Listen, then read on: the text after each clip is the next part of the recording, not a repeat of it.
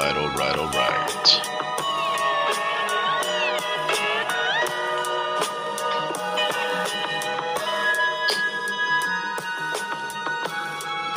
All right, all right, all right.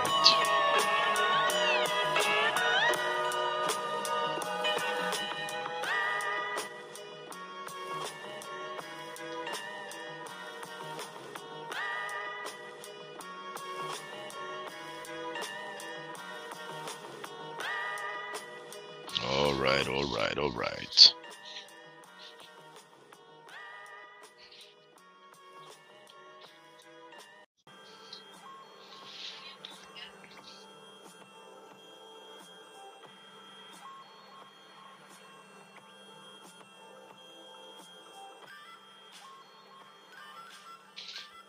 All right, all right, all right. Good even fall to one and all. This is the Warp Speed, and thank you very much for joining us here on another episode of the L.A.W.S show, Life at Warp Speed. This is your interlocutor, Warp Speed, Lieutenant Commander Starlog date 11061.8. We are going to be traveling through space and time, through the cosmos here. Your fellow psychonaut, former drug abuser, yep, Warp Speed.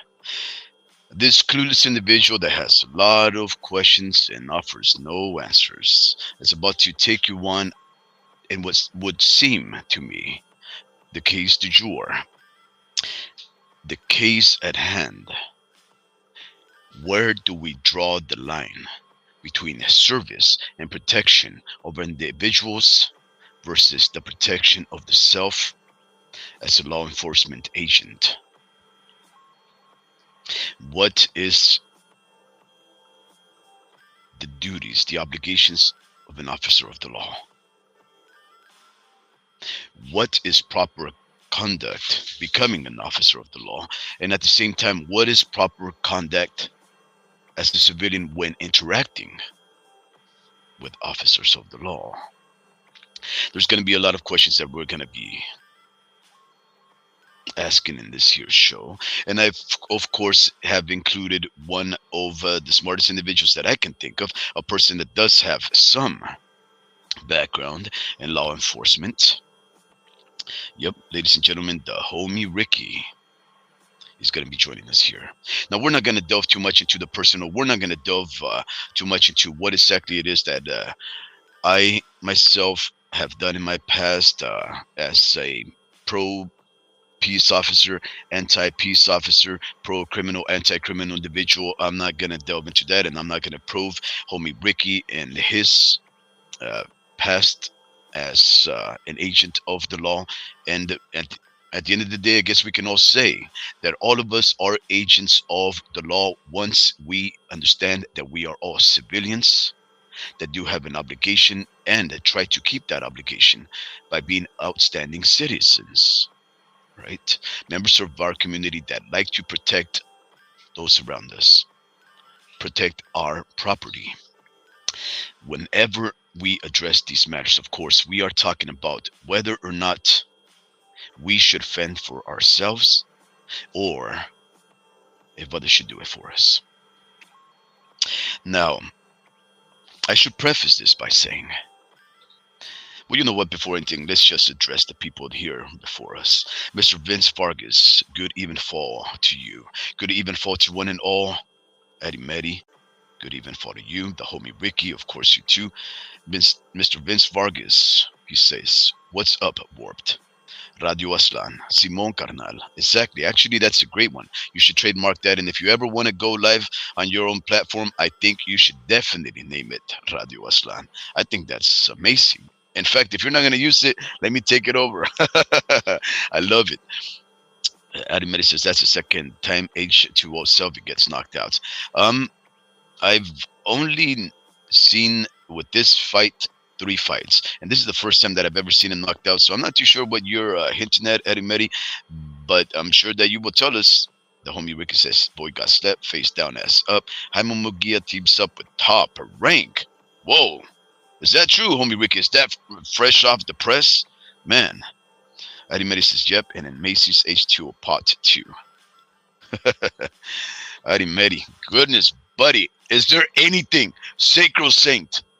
Is there anything that is so holy and outside the scope of offense and ridicule that you won't attack? Man, even in the darkest of topics, we can count on Arimedi to be a super troll and to make things light.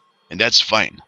I have no qualms about those people that would take such serious events like those that transpired just a matter of days ago. In fact, I think it transpired a couple of weeks back, but we're just now making the rounds because footage has been dispersed about what some would call the assassination of a black woman in her home seeking help by officers of the law. The homie Ricky says, cold you are. LOL. Yep. Just a little bit of dark humor. I get that. I'm not going to be one to censor you. Kid Plant versus Macumbi was canceled. Yeah. Boxing news. You know what, Eddie Medi? Yeah, look. I don't know if we're going to... And I'm not going to tell you guys what to chat about, right? But we are going to be addressing something besides the sport of boxing today. Let me preface this by saying that in my little small town of Salinas, California, there has been a spate of officer involved, I don't know what you would call them, shootings, assassinations, whatever you would. Right? Just a few years back, perhaps 6, 7, 8 years back, in a span of about a year and a half or so, there was 4 officer involved shootings. If I'm not mistaken, all 4 of them led to the killings of civilians, and all of them riled up the community and led to some protests. And if I'm not mistaken, there was no accountability in the sense of, let's say, these officers were dismissed from their duties or otherwise. They just were cleared, in fact. And I'm going to tell you a personal story. Well, it's not really personal to me, but it was brought to my attention, right? A person that I know once told me a funny story, right? He told me that he used to work with this labor agency called Labor Ready. Now, I'm not too sure if you guys have ever worked for a labor contracting company, a company that hires you only for, let's say, that one day. They sent you out to do these odd end jobs for people that require certain workers only for a short span of time. Sometimes it's days, sometimes it's hours, sometimes it's weeks. Sometimes those opportunities lead to actual job offerings after, working for them for about a month. Long story short, there was an agency that even I myself worked for. It was called Labor Ready. And Labor Ready was a fun little thing, right? Let's say that you had a 9 to 5, or maybe you didn't have a 9 to 5. You just needed a couple of bucks. You would go to this place, an agency, and you would say, hey, my name is so-and-so. I need work. Then they would have a roster of all these people that called them that have these odd end jobs, these places that they can send you out to work. You'd be some kind of a security guard driving around in a tractor, picking up trash, so forth and so on, right? And with that being said,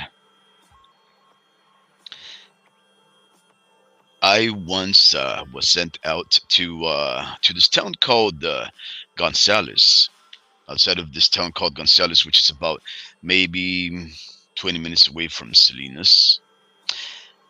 They had this landfill, and they sent myself and my uncle over there to go and pick from the trash that didn't belong.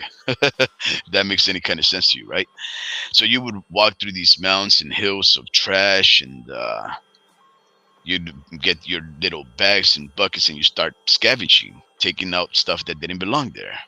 This is different from recycling or sorting, right? This is not a recycling plant where you would sort the plastics from the metals, the aluminum, so forth and so on. This was heaps and mounds and hills of trash. And I forget what we were looking at. Sometimes you'd find this bag, and out of curiosity, you'd open up these bags, and yeah, you'd find treasures, gold bracelets, incredible books, documents, all kinds of stuff, bags of money. We would always search the couches because, believe it or not, people do hide their money in the couch, right? Long story short, they would pay you at the end of the day. So, of course, when you have these jobs where people need money real quick, you go there. And sometimes you get the riffraff, you get the ne'er-do-wells of the society, right? You get the tweakers, the ones that are into drugs. I was myself, so I guess you can say that I'm a tweaker. I probably shouldn't even use that kind of parlance. But nonetheless, these people would, down and out. They need some bucks. They'd go do these jobs and ends, and at the end of the day, you show up to the office of this contractor, and then they pay you right there. A quick check. And of course, since you're down and out, you likely don't have any kind of bank accounts. So you'd go to these check cashing places which charge you 10% of what you made. You cash your check, they pay you cash, and then you go and do whatever you need with your money, right? So long story short, this one buddy of mine, he tells me the story about how he went to work with this one guy that I've never personally met, but his name was Jose Velasco. And my buddy, along with Jose Velasco and another individual, they whatever their job entailed for that day allowed them to drive around and operate a vehicle in the city of Salinas. And as they were driving around, one of them said, "Hey, let's smoke some dank, let's smoke some marijuana, let's medicate," or whatever you want to call it. I said, "Sure enough." So Jose Velasco, apparently, he was a bit, I don't know, slow or special or otherwise, right? Turns out that he had some kind of a mental health issue. But Jose Velasco was the one who wanted the marijuana. And he says, "Well, I know this guy. I've seen him over here by this place." It was by the rodeo grounds. In fact, just the rodeo grounds over the weekend hosted the biggest rodeo in all of the state of California. One of the top 20 rodeos in all of the country. They just hosted it this past week from Thursday to, well, in fact, Sunday to Wednesday through Sunday. Long story short, there was this gangbanger that would operate his drug business off of the park in back of the rodeo. And he tells these guys to go over there to Sherwood Park. That's what it's called. So he could buy some marijuana. And he gets this guy and he tells him, "Hey, I have this marijuana. Sure, I'll give it to you." He gives him his money, $20 or so, and he gives him the marijuana, and then they interact. And then this guy, Jose Velasco, offers my buddy and this other individual some marijuana, and they start smoking and driving around. Now, this guy's obviously much funner than me, guys. He can tell the story. I can't, right? But anyways, there they are driving around and doing their job, and they're smoking this marijuana for this whole time. I don't know how much it must have been. It sounded like a good amount, maybe half an ounce, because they were smoking all day, right? But the funny thing about what was going on is that they were smoking, and they just didn't seem to get high, right? And they kept smoking, and one guy asks, out of, curiosity, goes, "Hey, are you high?" The other guy goes, "No, I'm pretty clear-headed. I don't feel high." And that Jose Velasco's like, "What do you mean? You don't feel nothing? Neither do I." And these guys made the mistake of laughing. Said, "This guy just sold you some Bammer weed. This guy just sold you some dank." And this guy got offended because he felt that they had sold him some bunk. So these guys were laughing, and this guy was was overreacting. He's like, "Let's go get that guy. Let's go get that." They're like, "Relax, bro, chill, just relax." But everything they kept saying and laughing, the more he kept getting irate and upset. So he was getting so upset, right? So he forces these guys to drive back to where the guy's at, and he finds him there. Now the guy goes back over there and he's barging over there, talking, walking over there all menacingly. And the guy's like, "You sold us some bunk." And that gangster guy, he makes the mistake of saying, "Listen, wait, let me explain. That was this stuff, but now I got the good stuff." So he admitted right then and there that he had messed up, that he has owed them some bad stuff, that he knew it was weak. And in fact, I think it was one of those artificial marijuana products that you can sometimes buy at these pipe places, where you go buy your bonks or whatever. They sell like this thing. It looks like marijuana, but it's not. And he admitted to that. And what happened next is Jose Velasco, he punched the guy, and it was a one-punch knockout. And the guy hit the back of his head. He left there sleeping. This guy comes back like if nothing ever happened. These guys were laughing it up until they saw that the guy got punched. Then it became quite a serious situation. And then for the rest of the day, they didn't say nothing. Jose Velasco was not to be played with. Right? Another little story that I'll tell you about one of my buddies. One of my buddies was schizophrenic. And he used to have one of his eyes askew. It was pulled to the side. And I used to hang out with these guys that for fun, they would play bodies. They would put on these gloves and then you just play body shots, right? And in one of those sparring sessions, right, they was out on the street. One of my buddies hits that other buddy that was schizophrenic. And one of the craziest things happened. His eyeball straightened out. From his eyeball being pulled outwards, he took what seems to me a punch to the temple. And then all of a sudden, everybody says that his side just went, and it just straight pointed like it never happened. And they say that what happened, he felt it. Where he looked perplexed, like, what just happened to me? And everybody was like, yo, your eyeball got fixed. Your eyeball got fixed. And he was like, what? Like he saw the world in a different light because now everything made sense to him. Everything looked correct. He could see one periphery instead of two, like a deer does with his eyes to the side. And then what happened was, it gets even stranger. They started to drink. And as soon as he had that first taste of alcohol, his eye went and it pulled out back again. You're probably saying, okay, what's this all about, right? Well, this individual by the name of Jose Velasco, a few years after that, he ended up being beat up by the police of Salinas because he had dragged his mother to the main thoroughfare of Salinas, right in the middle of the road, stopping everybody in traffic. He pulls her by the hair, drags her to the middle of the road, starts beating up on her, and the police show up. 5 officers with batons start beating up on him, and it gets recorded, and all of Salinas starts in an uproar. Police brutality, right? Have a beautiful day, Keith Wycliffe. Good evening for you. Thank you for hopping on. I apologize if I'm rambling, but let me build it up. I'm just trying to give you some prefaces for what I'm trying to get at, right? Jose Velasco gets beat up by 5 peace officers. And then, of course, his mother gets interviewed, and she says that he wasn't really trying to beat her up. He was actually fighting off some demons that in the schizophrenic state were attacking his mother. So she didn't feel violated. She didn't think that he was really doing anything wrong to merit that kind of aggression by the peace officers.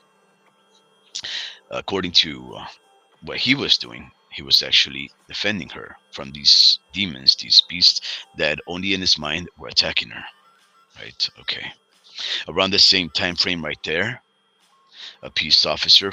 two peace officers confront an individual that is drunk out of his mind in front of a major supermarket, and he's dancing right there in the parking lot. And then the peace officers approach him and they shoot him point blank in the head, 10 shots to the upper torso and the head from close range. They search him afterwards. He had a knife. They never once said that he lunged at him with a knife, didn't do anything to escalate. He was just drunk. His last words were, "I apologize, peace. I apologize, officer." And then they shoot him. Prior to that, there's a man, maybe in his 50s, 60s. He's in the neighborhood. Apparently, he's looking inside of houses, and he has these shears to do yard work. And somebody calls the police. There's a strange older man looking into windows, apparently, in this apartment complex. The officers arrive. They tell him to drop whatever he has, but he's a Spanish speaking individual. The officers are English speaking. They tell him to drop the shears. He turns his back away from them and starts walking, and they unload. They kill him. All of these things happen in a matter of a year and a half or so. The whole city is distrustful of the authority. The authority, obviously, is working and operating in a relatively violent city. They have reasons to distrust the community. There's murders everywhere, but nobody has ever attacked a peace officer, right? Not until 2 years ago, when a peace officer was pulling over an individual. The peace officer is friendly. He tells him, "Hey, just wait right there." He walks back to his car to call for backup or whatever. One of the things that he should have done, apparently, according to police protocol, wait for backup to arrive before he approached the vehicle. He tells him, "Hey, no, don't worry about it. I'm just running your tag. I'll be back right now." He turns his back. The guy from inside of his vehicle unloads, kills the officer. Now, we can say that the peace officers have a reason to be more cautious. Now, you're probably saying, "Where are you going with this? Warp speed, 25 minutes in and you ain't gotten into the gist." Okay. In the community tab, I posted an image that I wanted you all to watch on the YouTube. It is about a black lady, 36 years of age. Her name was Sonya Massey. She was killed by police, and the footage, the camera, has most recently been dispersed all over the YouTube, all of social media. You can see it. It's full of all of these crazy going ons. So now I invite the homie Ricky to come over here and to address this matter. Homie Ricky, can you hear me? Yeah, man. Mic check. Mic check. 1 2 1 2. Homie Ricky. Bro, what's with these intros, bro? Holy snap, bro. That's like 25 minutes of filler, man. Well, I'm just telling them how my city is. These people right here around the world, my 1.2 million people around the world, they may not have visited the Salinas. I'm just trying to tell them how it affects a local community. I'm not just trying to get into the case of Sonya Massey if they don't even know who we are. Are they even going to care about who she is, right? So let me cook, man. Let me cook. Anyways, okay. Sonya Massey, right?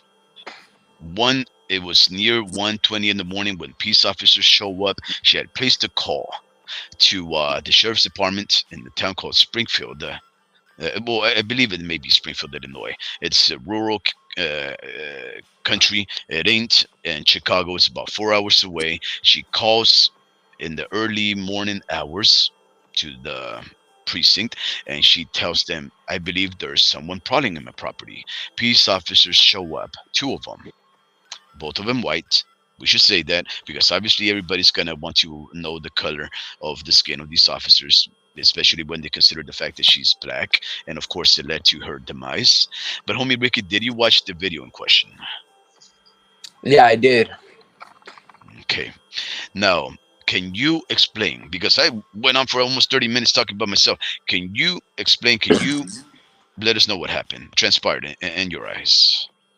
Well, question, are you using your laptop or your cell phone? The reason I ask is because you can mirror the screen. If you're, let's say you're on your desktop, you can open up a new tab and put the footage in the background, and then people like the viewers, they can, Oh, you know. okay. No, I am using my phone, so I don't know how to do any of those things right there. Mirror, whatever that is. Alrighty, guys. So if you guys have watched that video, it's on YouTube. You can just type in, the body cam footage of deputy shooting Sonya Massey in Springfield, Illinois. Anyway, man, so it's 20 minutes worth of footage, but I'm gonna try to crunch it in like in a minute or two. Basically, two cops are reported, right? And essentially, one of the cops does not want to leave. He's fishing. He's fishing for information because Sonya Massey is nervous. She states that she's on medication. So her message to the deputies is kind of all over the place, right? She calls for a prowler. There's somebody like an interloper around the neighborhood or in her building or in her home. And when the cops press her, amicably, everything is cordial right now. Everything is going proper and just friendly, right? These cops are, you know, sympathetic towards her needs, and they're just trying to get this issue that she has resolved. Anyway, she's not very clear. And there's this suspicious vehicle on the side of the building. It looks to be in between her home and these bushes. The cops ask her if that vehicle belongs to her. She says no. And then essentially, nothing really gets resolved. One of the officers, does a vehicle check. It radios into dispatch. And I don't think dispatch calls them back to report that that vehicle is stolen or the vehicle is hot, run the plates, expired tags, whatever the case may be. And essentially, they can leave because the lady is talking to one of the deputies, the deputy that ends up, shooting her. And she says, like, thank you, I love y'all, whatever. And that same deputy still continues to, fish for information and be like, hey, what's going on with that vehicle? Does it belong to you? X, Y, and Z. She says no. So then I guess she grants them permission to enter the home. And this is where things start to get a little bit muddled, a little bit, inconsistent, and things start to escalate. So, the deputies just ask for information like, let me see your identification. What is your name? And this lady is very hesitant. I'm not saying that she's not playing ball with the deputies, but I mean, hey, what's your first name? What's your last name? So I can run a check to basically tie you to this vehicle that probably belongs to you, since she knows the information that the vehicle has a dent or the windshield is cracked. She knows a little bit of information. Again, just to reiterate, she states that she is on medication. So she's nervous. Her hand, she has a shake.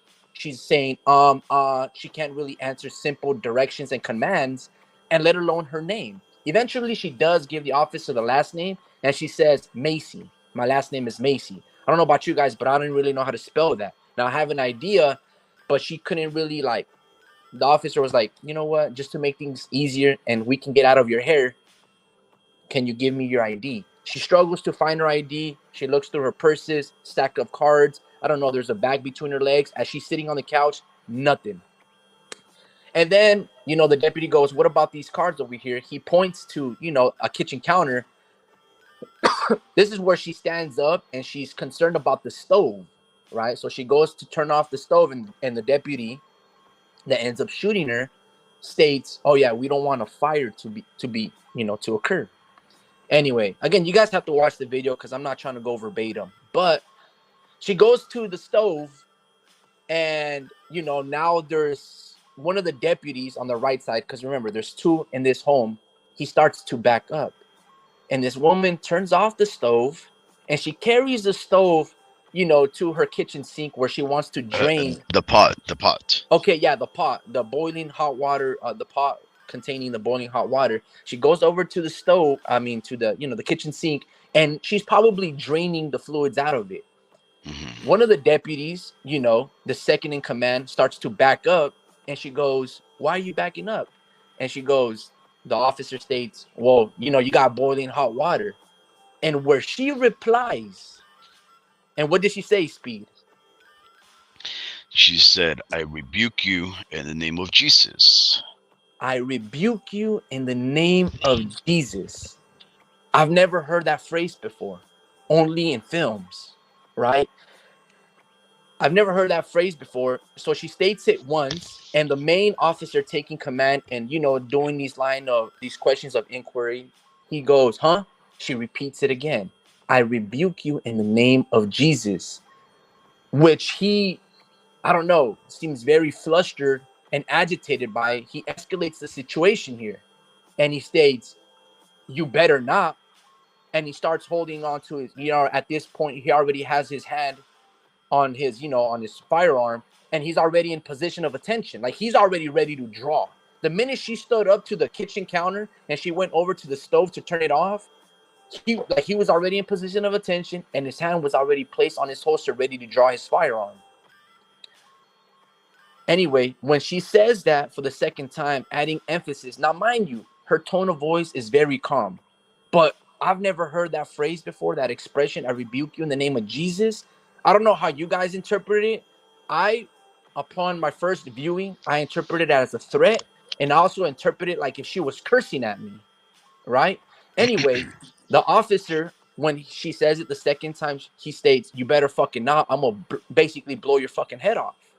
Now, I don't know exactly what the words he used, but basically that was the thing. That was what Where, he basically said. correct, where he basically at this particular moment, he draws his gun at her, right? She ducks.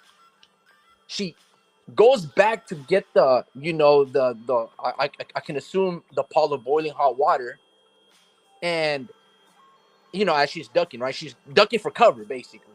She goes back a little bit up to get the thing, and it looks like she throws it at them. And then by then, he kind of backs up and fires 3 shots. Boom, dings her in the head, flatlined, dead. And you can see a little bit of the steaming of the pot water on the chair, right? And then they call in reinforcements. They call the sergeant, the ambulance. They radio and dispatch, and then it's you know protocol. They put the tape, they create a canvas, secure the perimeter, all of these things. And yeah, the guy doesn't seem sympathetic at all. He doesn't care about wasting a medical kit. At this point, he's probably trying to justify in his head. He's using curse words. And he starts to lie to his, fellow officers that, yeah, they charged at me with boiling hot water, X, Y, and Z.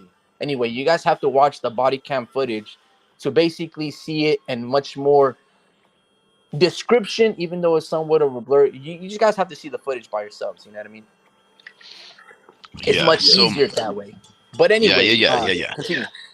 So no, that's a good breakdown of what happened. So the way that I see it, right, homie Ricky, um, when a person calls a person in this case, we could say a damsel in distress, right? A female in need of some assistance, some rescue. If a person calls for the peace officers to show up to protect or to investigate the matter, something that may be going on according to the way that she sees things, right? You would think that the peace officers, once they arrive to the property, they will look to see what it is that she reported, which is apparently a prowler on her property that she suspects. And once they arrive, if they see no kind of evidence for them or anybody being around prowling and otherwise, and if the coast is clear, and if they ask her questions, and after asking questions they determine that there is no threat and that she can then resume her day feeling a bit protected and the cops showed up, then that would be the end of that interaction between a civilian and those that have been sworn to protect them, right? This is the way that I would see it, right? And that's Right. basically what Sort of, happens. sort of, the sort of. the peace officers show up and they ask what the problem is, and she tells him what the problem is. Now, by the time that they arrive, of course, there is no prowler, and they start, flashing the lights. Part of what, making sure that there is no prowler consists of. So they shine the light, and there's this vehicle. That's something about the vehicle. We really don't get to see much about it. Piques their curiosity. They ask this lady, whose vehicle is that? And she says, "Oh, it's I don't know." And later on, it is discovered that yes, she knows. In fact, it's hers. One of the officers says, "What Wait, happened how do you here?" know it's hers? I believe that's what happened. It was tracked to her, and I believe maybe I read it. It turned out that it was her. I read it in the reports, but it was Okay, hers, yeah, I'm pretty right? sure that it was hers as well. But remember, she not explaining that the vehicle. She's basically told the cops, "That's not my vehicle." You know, she didn't necessarily say that's not my vehicle, but she says she don't, that's not her car. And you know, the again, if you let me just ask you this: if you saw an unidentified vehicle in your driveway and you don't know who it belongs to, right? You're like, who the fuck is this car in in my driveway, right? Like you want that removed. You don't want it there, right? Let alone you might suspect that that vehicle might be someone that, you know, and you can't find her identification. So again, if you're that cop, you can still fish for information. So to your point, yes, they could have left when she said thank y'all and she's going back, but you still need to address that vehicle, right? It could be trespassing, which is a simple misdemeanor, whatever the case may be, or you can tow the vehicle away. But again, that's why that guy, the officer, is still fishing for information. Okay, so Yeah, you yeah. know, keep So, going. long story short, something about that vehicle and the answer that she responds, which is really a reply which is dubious, right? She obviously answers in a way that makes it seem like she's not being completely forthcoming. And of Correct. course, the vehicle must be so close to your property that you must be completely oblivious and blind to not know that it is there, nor to find it suspicious. If the vehicle is not hers and it's in this place that obviously looks very strange being there, and you have no account for that, the officer is going to be like, wait, so there's this vehicle right here in your driveway, and I think it was in a driveway that you don't know nothing about. And she says, yeah, they just parked it there. Okay, very strange, Correct. And right? remember that Now, it has now, like probably a broken windshield or yeah, something, and there's a it has broken. dents. Yeah, they ask and she does, and the conversation say that she recalls a dent. They probe her about the vehicle, and I believe she may have had some kind of a broken glass right there. So obviously, something about the vehicle looks strange to the peace officer, and in order for them to continue to probe her about the vehicle. Right. Now, Something's fishy. Something's fishy. Like yeah, you yeah, have yeah, yeah. reasonable suspicion to be like, "Ah, all right, something's weird going here." You know what I mean? Okay, so something weird is going on there, right? So now let's talk about that, right? In your estimation, homie Ricky, you know, if a peace officer has already determined that there is no threat, that they've arrived, the coast is clear, the job is done, would you take that opportunity to ask further questions or move on? And if you ask further questions and then that person does not give you direct responses, do you continue to probe her, or do you say, well, I don't care what she's doing, she's obviously lying, she doesn't want to talk about it, but there is no prowler here, let me go on, it's 1 o'clock in the morning, there's nothing going on? Do you decide right then there to pursue this line of query and find out why she's being what should we say, coy with her answers? Or do you say, you know what, I don't care, nothing's going on here, obviously sounds like a crazy lady, you know, or a lonely lady, or what? I'm leaving. What do you do in that case? All right, man. So that's kind of tricky. So the way I would see it is, and this is gonna sound kind of crazy, but it depends what kind of night that I'm having. What I mean by that is it a slow night where I have time to investigate, you know, a suspicious situation like this that could be or probably isn't anything. She's probably medication. She don't even know she's at her home. Blah blah blah. You know what I mean?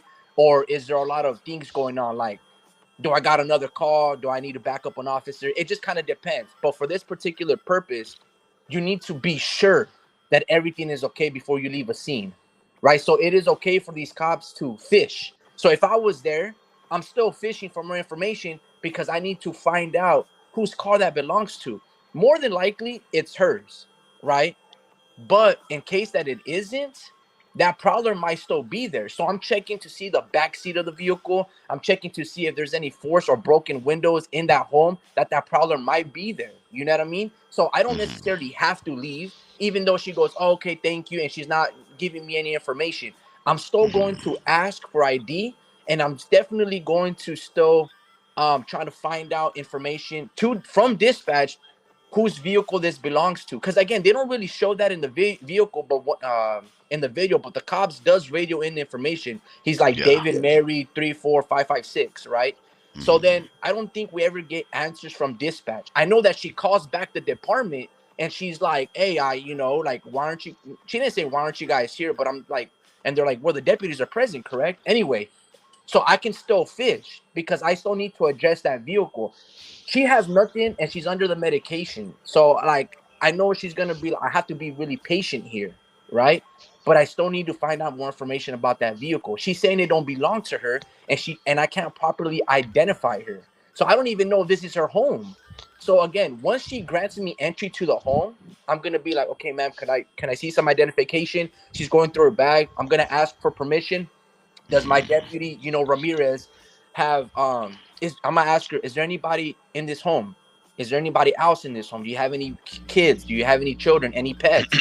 Can my Yeah. fellow deputy, inspect their the bathroom and the rooms? And if she gives me clearance, then I'm good. Hey, go for it, bro. And then if she's concerned about the stove, guess what? Hey, Deputy Whoa, whoa, Ramirez, whoa, can whoa, you whoa, turn whoa. off Let's that take it stove? one. So Yeah, hold on, let's hold on, take hold it on. one So step at a basically, time because you're so hold already on, hold on. jumping to the stove Right, there. right, right, right, right. So hold on, hold on. Let's just Let take me it go one back. step at a time. They Right, should have. right. So let Hey, me go back. Hold step on, hold on. one, they should have never even went inside her apartment. Why They don't you should have So, think never so? even stepped inside of wait, her wait. apartment, bro. Before somebody just all of a sudden starts taking over the show like they did last time with their very offensive music, playing it full blast, what I'm trying to talk, trying to make it all about themselves. Let us just introduce the individual that has invaded our broadcast. This is, of course, the legendary Salad Bowl hip hop artist, a master of ceremonies, a longtime producer, a almost a blood brother. We just haven't slashed each other since palm of the wrist and high fived it in order to make it official. But we do have before us the one and only Cal Paradox, my friend Acapulco Yeah, Cal. yeah. Now, yeah. Long story short, this guy has been an MC, a producer, a mixer. He's Enough done about every that. Let's single talk thing. about Sonya. They should have never went inside Sonya's place. And then on top of that too, I just want to throw this out there. I haven't heard you guys mention what I think is the biggest point here. Mm. That even if she did hit him with the boiling water, that's not life threatening. His life was not in danger for him to take shots at that woman. Okay. So look, guys, before we start going off and already getting to the gist of the matter, which is whether or not Sonya That's Macy the should main have. right there, bro. No. There's That's the context. main. There's Well, context. There's no, but here's the context. thing. But what You if the got you hot got water you got to lands on look at his it like this, face man. and lands on his eye? See again, you guys. What? Well, So anyway, Listen. but keep going, Speed. Let's go back to the beginning. Go back Look, to the yeah. little Let's video. let's I'll let's let you let's guys take this. go. Let's just take this one day at a time. Because look, I did try to provide orientation to all of our listeners tonight by leading them on to the video.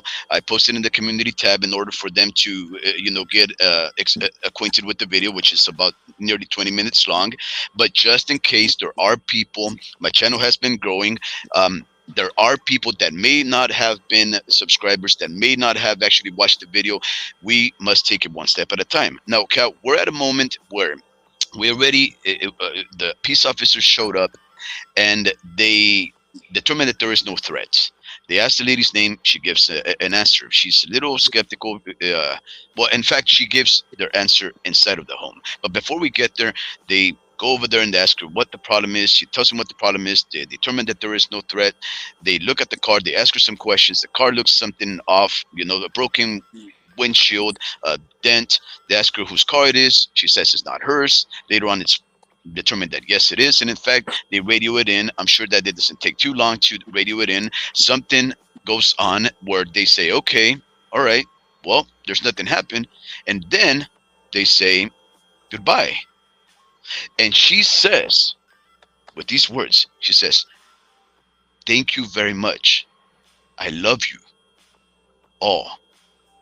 She says that. And she's about to walk back into her house. And the officer, his name is Grayson, right? Greg Grayson, if I'm not mistaken, the officer, he says, "Are you sure?" Right? Now, this is the part that becomes more interesting to me, right? The way that I see it, guys, it is not a crime for you to call the peace officers and lie to them, right? Their job is to investigate, arrive to the scene, determine if there is anybody in danger, if the coast is clear and their job is done, move on. When the interaction has been an amicable one, and then you say, "Okay, we're leaving," and then she wishes you a great day, she tells you, "I love you, thank you." That to me means, you know what? Something about this lady is off. Maybe mental health issues. I don't know. But she's obviously well protected. Nothing's going on. I turn my back and I walk away. But the officer, still being dubious about her responses, obviously still trying to do his job as an investigator, because that's what officers do. They No, want he's to doing too investigate. much. He's doing too much. He's Yep, doing yep. too That's much, what I'm bro. getting at. He's He's doing way too doing much. too much. He's doing too much. I agree. He should. That's why I'm saying he should have left it at that. He asks, "Are you sure?" And she says, "Yeah, yeah, yeah." And he goes, "Well, do you mind if we go in?" Now, she's in dead to rights to say, "No, you cannot come in." But she opens the door and lets them in. Now, if an officer asks if they could come in, one of the things that you should ask for as an American citizen with the God-given rights, especially the rights of man's law, is you should say no. And if you want to come in, and if you think there's any reasons for it, you can get yourself a warrant.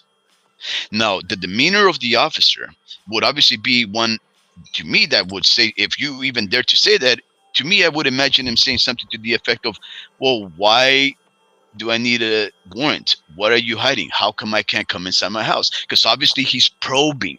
He's probing. He's trying to look for something, right? So in that sense, I agree with Cal. He is doing too much. Long story short, she allows him entry, and they go in. She takes a seat, and then they start asking her questions. Now, who wants to take it from there? Because she takes a seat, and then she gets on the phone. Do you know who she calls?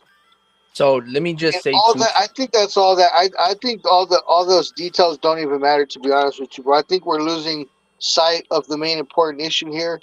The main important issue is the cop's life was not in danger, for one. Two, they should have just left, right? Three, they should have never went inside her apartment, because that's an environment that you're not familiar with. You don't know who's in the rooms. You don't know what weapon she has in the couch. Like, there's a lot of variables that come into play with going into somebody's apartment, especially if you think that the person might be a little nutty kind of in the head. So there was a lot of bad judgment calls on the officer. I mean, I don't even know if you even watched, well, you probably did, but after, at the end, when they were talking to the cop, he's like, "Oh yeah, I shot that crazy bitch. She's crazy," or something. He called her a crazy bitch. Like, Yeah. like they were letting her bleed out, and they were kind of like totally like nonchalant about the fact that she was just bleeding out. They were just like, "Ah, no big deal." Now I'll tell you this. I just want to throw this out there, and if you want to tell me to stop, you could. But this, I just want to say this, bro, before this leaves my mind. Right? What should have happened? What should happen is we shouldn't have um, standard police officers trying to deal with mentally disturbed people. Once he kind of smelled, you know what, this lady's a little nutty. What they should have, right, is they should have another officer who's experienced to de-escalate the situation and talk with the crazy lady if that's what they really think needs to happen. Because even when she said, "I rebuke you," and what he told her right away, "I'm gonna shoot you in the freaking face." He told her that. "I'll shoot you in the face." Like, he went from zero to "I'll shoot you in the face" super quick. Like, that officer was scared. Obviously, he was scared, and I mean, bro, hot water is not gonna kill you, bro. I don't care. Like you should only use the gun when somebody's life or your life is in danger. If not, hey, guess what? You better cover your eyes and you better tackle that chick.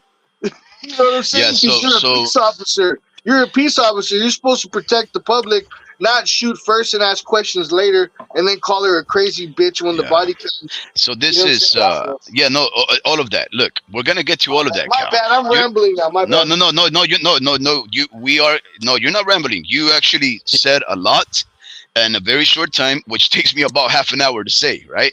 But the reason it takes me half an hour to say these things is because, again, I'm trying to provide you step by step contextual information for the people that did not watch the video, right? If somebody just hears Cal say they should have killed her, he should have gone in there, he was afraid, she's crazy, you're missing the whole background information, No, which is the valuable I'm stuff, explaining. No, right? I'm giving a, No, no, no. You, I'm giving a real brief yeah, I know, explanation of I what know, should have happened.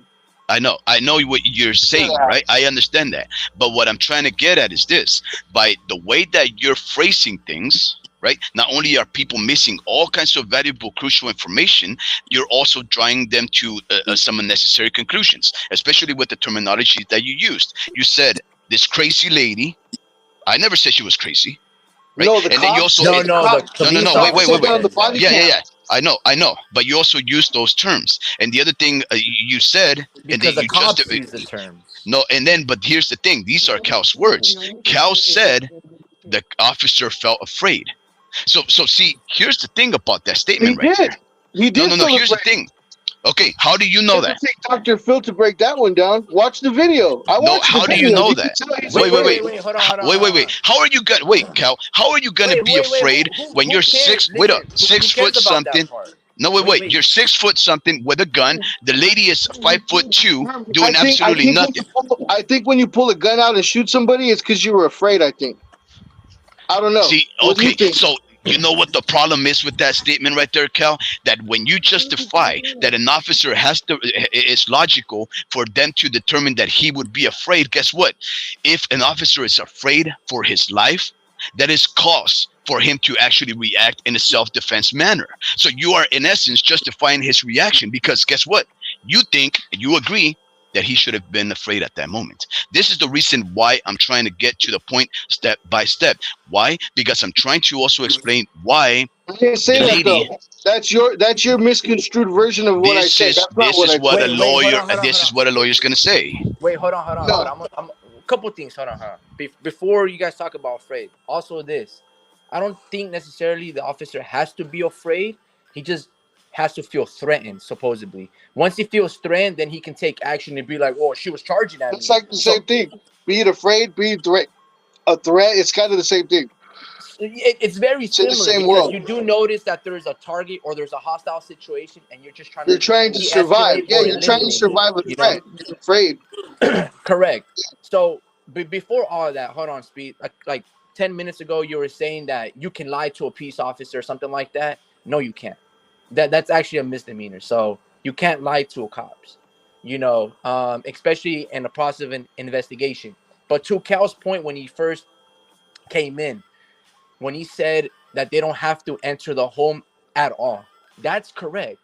If you're just trying to run a suspicious vehicle and the lady is saying that there's, well, they didn't ask, but if the cops didn't ask if there was another person in the home or do they suspect that there was somebody in her home or whatever. All you can run a vehicle when she says, "I love y'all, thank y'all." You can have her by the door. She can go back inside. You can still radio in traffic information to dispatch and get that car towed out of there without bothering the innocent person that's probably on medication and heating up and watching TV. You know what I mean? Heating up tea and watching TV. You can still run dispatch on the side. "Hello, dispatch. This is Robert 27. I got a 1027 here vehicle. The landlady on the drive says the vehicle is on her driveway. Can you just run a simple, Illinois license plate, blah, blah, blah, blah, blah." Then once dispatch, you don't have to go inside the home at all. You can do all that due diligence because it's still part of her curtilage. Curtilage, it's just a fancy word for saying that's her property. That's her area. She still has rights, in her driveway, on the side of the fence line, whatever. That's curtilage. To Cal's point and to your point, yeah, you might need a warrant. She might let me go inside the home, but you don't have to do any of that. You don't have to do your job and enter her home and ask for ID. Just run the vehicle by itself, and you're gonna get all the information that you need. Then once you figure out, "Hello, ma'am, Macy, Miss Macy, This is, deputy all over again. Just repeat who you are because she's probably on meds. We ran the vehicle. This vehicle belongs to you. Just note that you can probably call your insurance that there's windshield damage and a dent and leave. That dude, to you guys' point, to make this simple, right? He fucks up in so many ways, bro. So many ways. Now that he didn't do the proper and easiest way, to Cal's point, once you go inside a person's home, oh my goodness, bro. Who knows what you're gonna walk into? There could be a Oh yeah, booby trap it's mine. There could dangerous, be bro. guns It's in the dangerous, couch. bro. You There could try be to somebody avoid that. behind the door. Oh my goodness. I don't even know what you can find in a person's home. Professionals, bro. They try to avoid that at all costs. That cop Absolutely. is not a professional, bro. That cop Okay. was amateur night at the Apollo. He didn't know what he was doing. You know what? Let me just. I just want to add this too. I seen this one video this one time where this guy was coming at a cop with a knife, like he was driving by. The cop was doing a traffic stop. This guy drove up in like coming from the opposite direction, jumped out of his car, and the cop was looking at him like double taking, like what is he doing? And the guy jumps out with the knife, lunges at the cop, and the cop was still kind of like trying to trying to determine, like, should I shoot this guy? Like you could kind of see the pause and the restraint, and then eventually, I mean, boom, boom, boom, shoots him 3 times, drops the guy, right?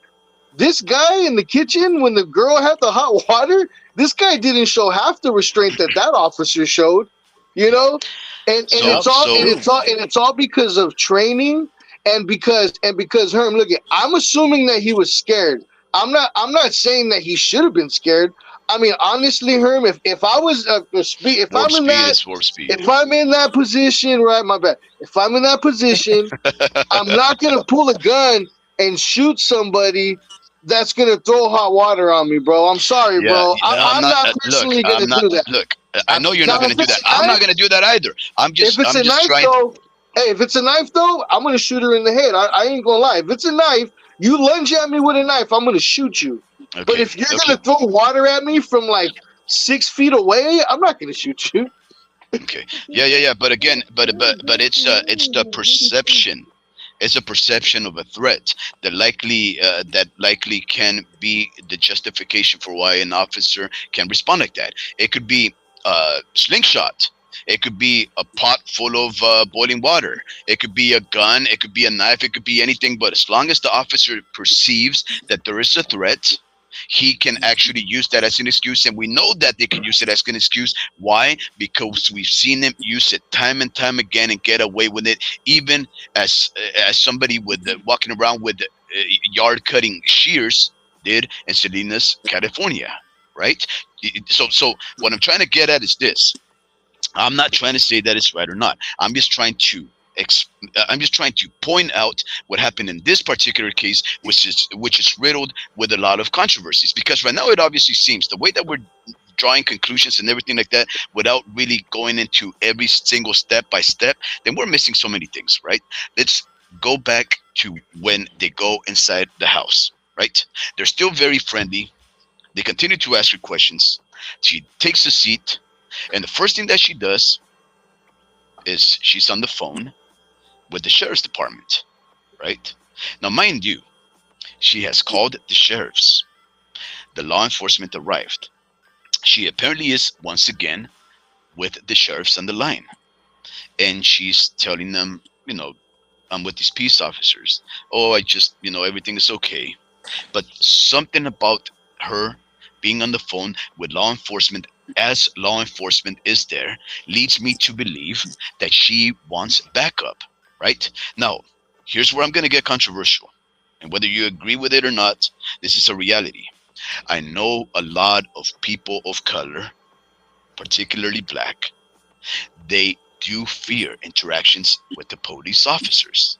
Now, we have a diminutive, about 5 foot nothing, 36-year-old black lady in her home at 1 o'clock in the morning with two 6 foot something, 280-pound individuals with guns under holsters inside their home. I believe she wanted backup because she felt threatened. Now, here's the thing about that interesting thing right there. She's not telling the peace officer that she feels threatened, the people on the line, right? Because she likely understands that the interaction, the relationship between a civilian and a peace officer, especially one where there is no crime having been committed, is supposed to be respectful and amicable and especially professional, right? But she decides to call out, and they're asking her questions about the vehicle and so forth and so on. Now, there's some pot boiling in the background in the kitchen.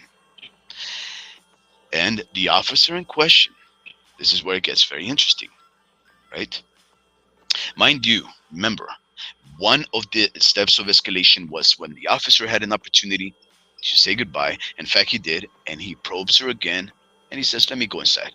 First step of escalation. Second step of escalation, in my opinion, is when he tells her, "What is that over there?" "Oh, that's a pot of water." "Oh, can you turn off the pot of water? I don't want this house to catch on fire." Now, I don't know what you guys think about this, right, guys? If Everything it's up your to this home, point right now is okay, though, right? okay, yeah, well, We can assume I that think it's an everything is escalation. okay. Well, yeah, I mean, we can. I say it's an escalation, having continued to probe her and go inside the house. It was unnecessary. At least we can definitely say that. You can say maybe not escalation. We can agree that it's in some cases unnecessary because there is no harm having been committed. I know that you brought up the fact that it could be considered a crime to fib on a peace officer. I say that it was her right to not answer any kind of questions. You know, the right to silence, or the Fifth Amendment. Nonetheless, she lets him into the house. Everything is fine so far. It's okay. It's professional. But he orders her in her home to turn off the kettle of water. Now, he uses this as an excuse. He says, "I don't want the house to catch on fire." Now, guys, let's think about how ludicrous that statement is, right? This peace officer tells this lady in her own home, who's obviously boiling water for whatever, maybe coffee, it's 1 o'clock in the morning, to turn off the pot of water. Why? Because he's afraid that the house may catch on fire. Now, that is so ludicrous and stupid a statement, because how can anybody realistically expect that with two officers of the law being there present with the lady, all of them vivid and clear-minded and completely awake in their presence, why would they reasonably think that that boiling water would lead to a fire, right? So what I'm trying to get at is this: the officer is obviously trying to control a situation. He's trying to bark orders at a civilian in her home, trying to use as an excuse anything there to tell her what to do. He's trying to gain some semblance of authority so that maybe he can start getting some answers to the questions that are tickling his curiosity. Now, in my opinion, that is the second step of escalation. He telling her to go turn off the pot of water. Because remember, what happens afterwards is that people use this bottle of water as a reason for why they had a right to shoot her.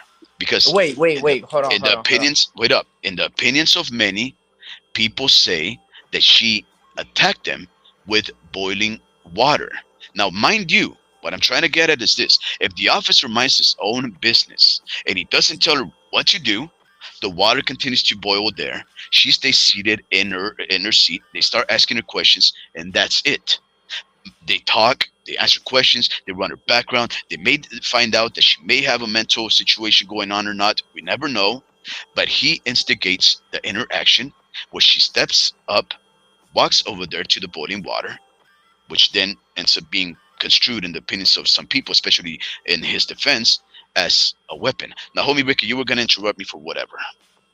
Yeah, so a couple things. All right, so a couple things.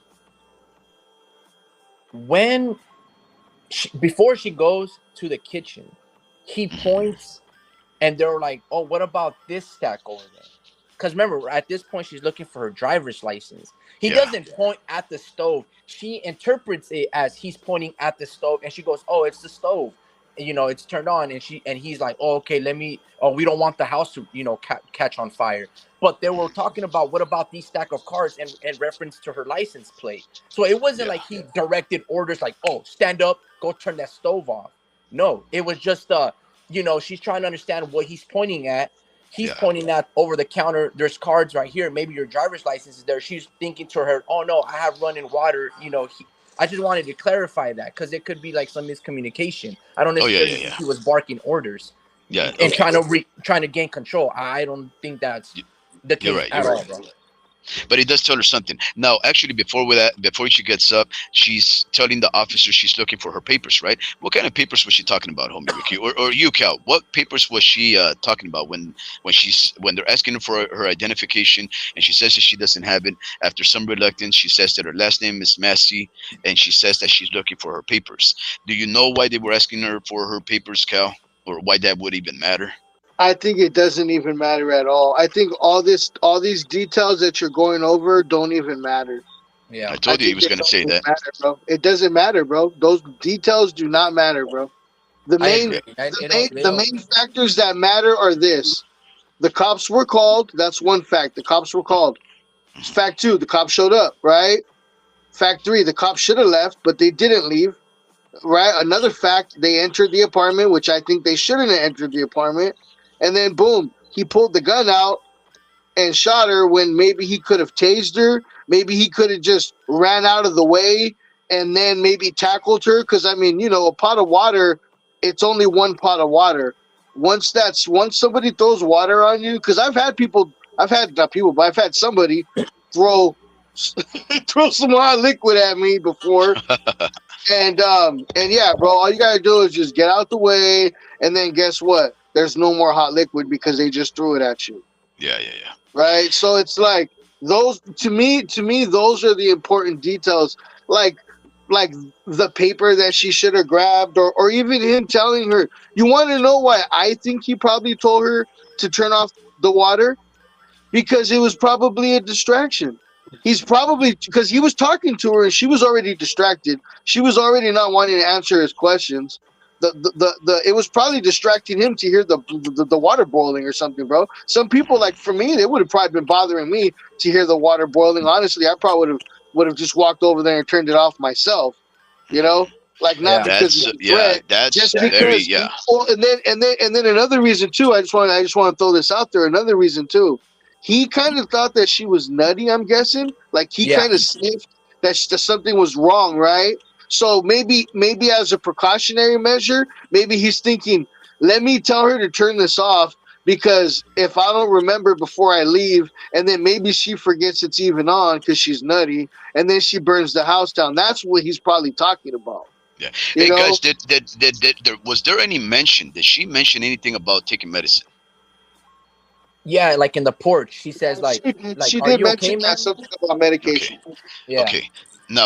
Okay. Now,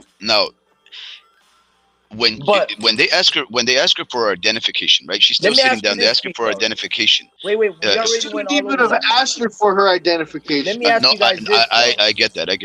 Everything up to this point, even her going to the water, everything is okay. Yeah. Shit. I know where you're going. I know where you're going with this. But before we go there, before we get there, demeanor completely changes. The minute she stands up, the dude is like focused, stern, uplifted, hand on his face, like he's in a position of attention. So he's he's dialed in on her. And wait. Before we go there, I just want to ask. Before we go there, I just want to ask a question. Could there be Honestly, bro, none of the other stuff matters. I know. Okay, if we're just gonna boil it down, okay, she got killed unnecessarily. Finito. End of the show. Nothing is learned. Listen, nothing is learned by this, because what I'm trying to see, you guys are missing the point, right? I'm trying to point out how all of these things could have been handled differently. What I'm trying to get at is we've already established it could have been handled 100 different ways much easier. Look, the one thing that I'm trying to ask as what a civilian could do better, or a peace officer could do better, is the reason why I'm asking these questions. Like, for example, never do go you inside guys have, after do making a you comment. guys, do you, they never Just like let I the said, officers, just like I but said in the then beginning. never let the officers inside. You see, that's the No, learning lesson. no, no. The officer with the, you know what? You know, can I tell a very quick story real quick? Yeah. Okay, this one. Okay, I've been pulled over and I've had cops pull guns on me just because they thought it was cool and they wanted to search my car. Right? Okay, I've had that happen to me. I've had cops just open my door and literally pull me out. That they can't do that, but they've done that. Right? Okay, cool. But trip out on this. That one officer that got shot here in Salinas. Do you guys remember that officer that got shot? Yeah. What you mean Okay. he got killed? Well, yeah, he got killed doing a traffic stop, right? Yeah. Yeah. Yeah. I just want to say a very quick story about this guy. That guy, R.I.P. to that guy. That's messed up. What happened? He was a real cool guy. I'm just want to tell you a very quick story about what happened when he pulled me over. He pulled me over because one of my lights was out, which it was. Pulled me over. I had like a half a joint in my ear, right? I wasn't smoking, but I had it in my ear. When he pulled me over, I grabbed it and I swallowed it, right? So anyways, he pulls me over. He tells me, "Hey, I pulled you over because of this. Okay, cool, whatever." And then he tells me, "Hey, were you smoking? Were you smoking weed right now? Because this smells like weed." He tells me that. And I look at him and I go, "Nah, bro, I wasn't smoking in my car." I said, but I do smoke in my car because I live with people. I made up a lie because Herm says it's okay to, people say it's okay to light a cop. So anyways, my bad, sweet. So anyways, I lied Sweet. to the cop. So anyways, Sweet. I lied Sweet to him. speed. Hey. So anyways, I lied to the cop, right? And then anyways, as I was leaving, he looks at me. He looks at me right in my eyes, and he goes like this. He goes, "All right, man, drive safe, and don't be smoking when you're driving." And I was like, man, this guy's cool. This guy's Yeah. cool because he knows that I probably was smoking, right? That's what he's assuming. But he knows that like I'm totally like coherent. I wasn't swerving. He didn't pull me over for any kind of traffic infraction, right? I was being respectful, right? And he was just gonna let me go, bro. He didn't want to do too much, Hey, girl. Well. So Well. anyways, back to this guy. This cop did the total opposite. This Yeah. cop was like super going out of his way to like go inside her place, and then he wanted her to show ID, and then he wanted her to like it's like he made all these flaming hoops that he wanted her to jump through, Yeah. and it's like So if he would have just left, bro, she would be alive. He wouldn't be on leave, probably facing charges. Have they arrested? I'm curious. Have they arrested him? 3 Yeah, he's counts of arrested. murder. 3 counts of first-degree murder. Yeah, I mean, see that? Okay, that's the thing. When he goes to court, he's gonna. I bet you anything, he's gonna go on the stand and say, "I was afraid for my life," right? Yeah. I was scared So, for my life. I thought I one- was gonna die, right? That's what he's gonna say. But Short story about that officer that you had that interaction with, the one that ended up getting shot and killed. He actually got killed doing the same exact thing. He pulled a vehicle over to check him out because he had a busted tail light, Mhm. and he was cool with them. And he said, "Oh, don't worry about it. Let me just run your license. I'll be back right here." He turned his back, and then the guy from the car shot him. Why? Because that guy was not you. That guy was a bad guy. The same friendliness, which you figured was cool, led to his demise. So what I'm trying to get at right here, right? And life has more speed. I like to ask questions in order to understand, not to judge, not to even draw conclusions. I'm trying to understand all points of view. The officer that you found to be cool got killed because he was cool.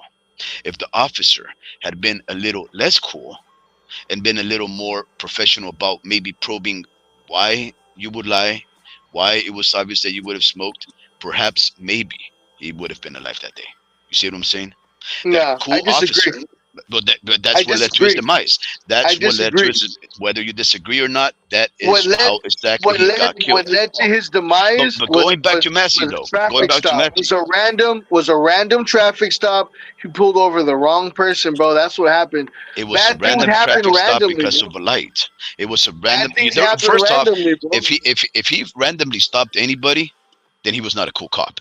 Because a cool cop only does his job. I'm trying to get at professionalism. If we conduct ourselves as professionals, none of this will happen. If this Officer Grayson had conducted himself as a professional, none of this would have happened.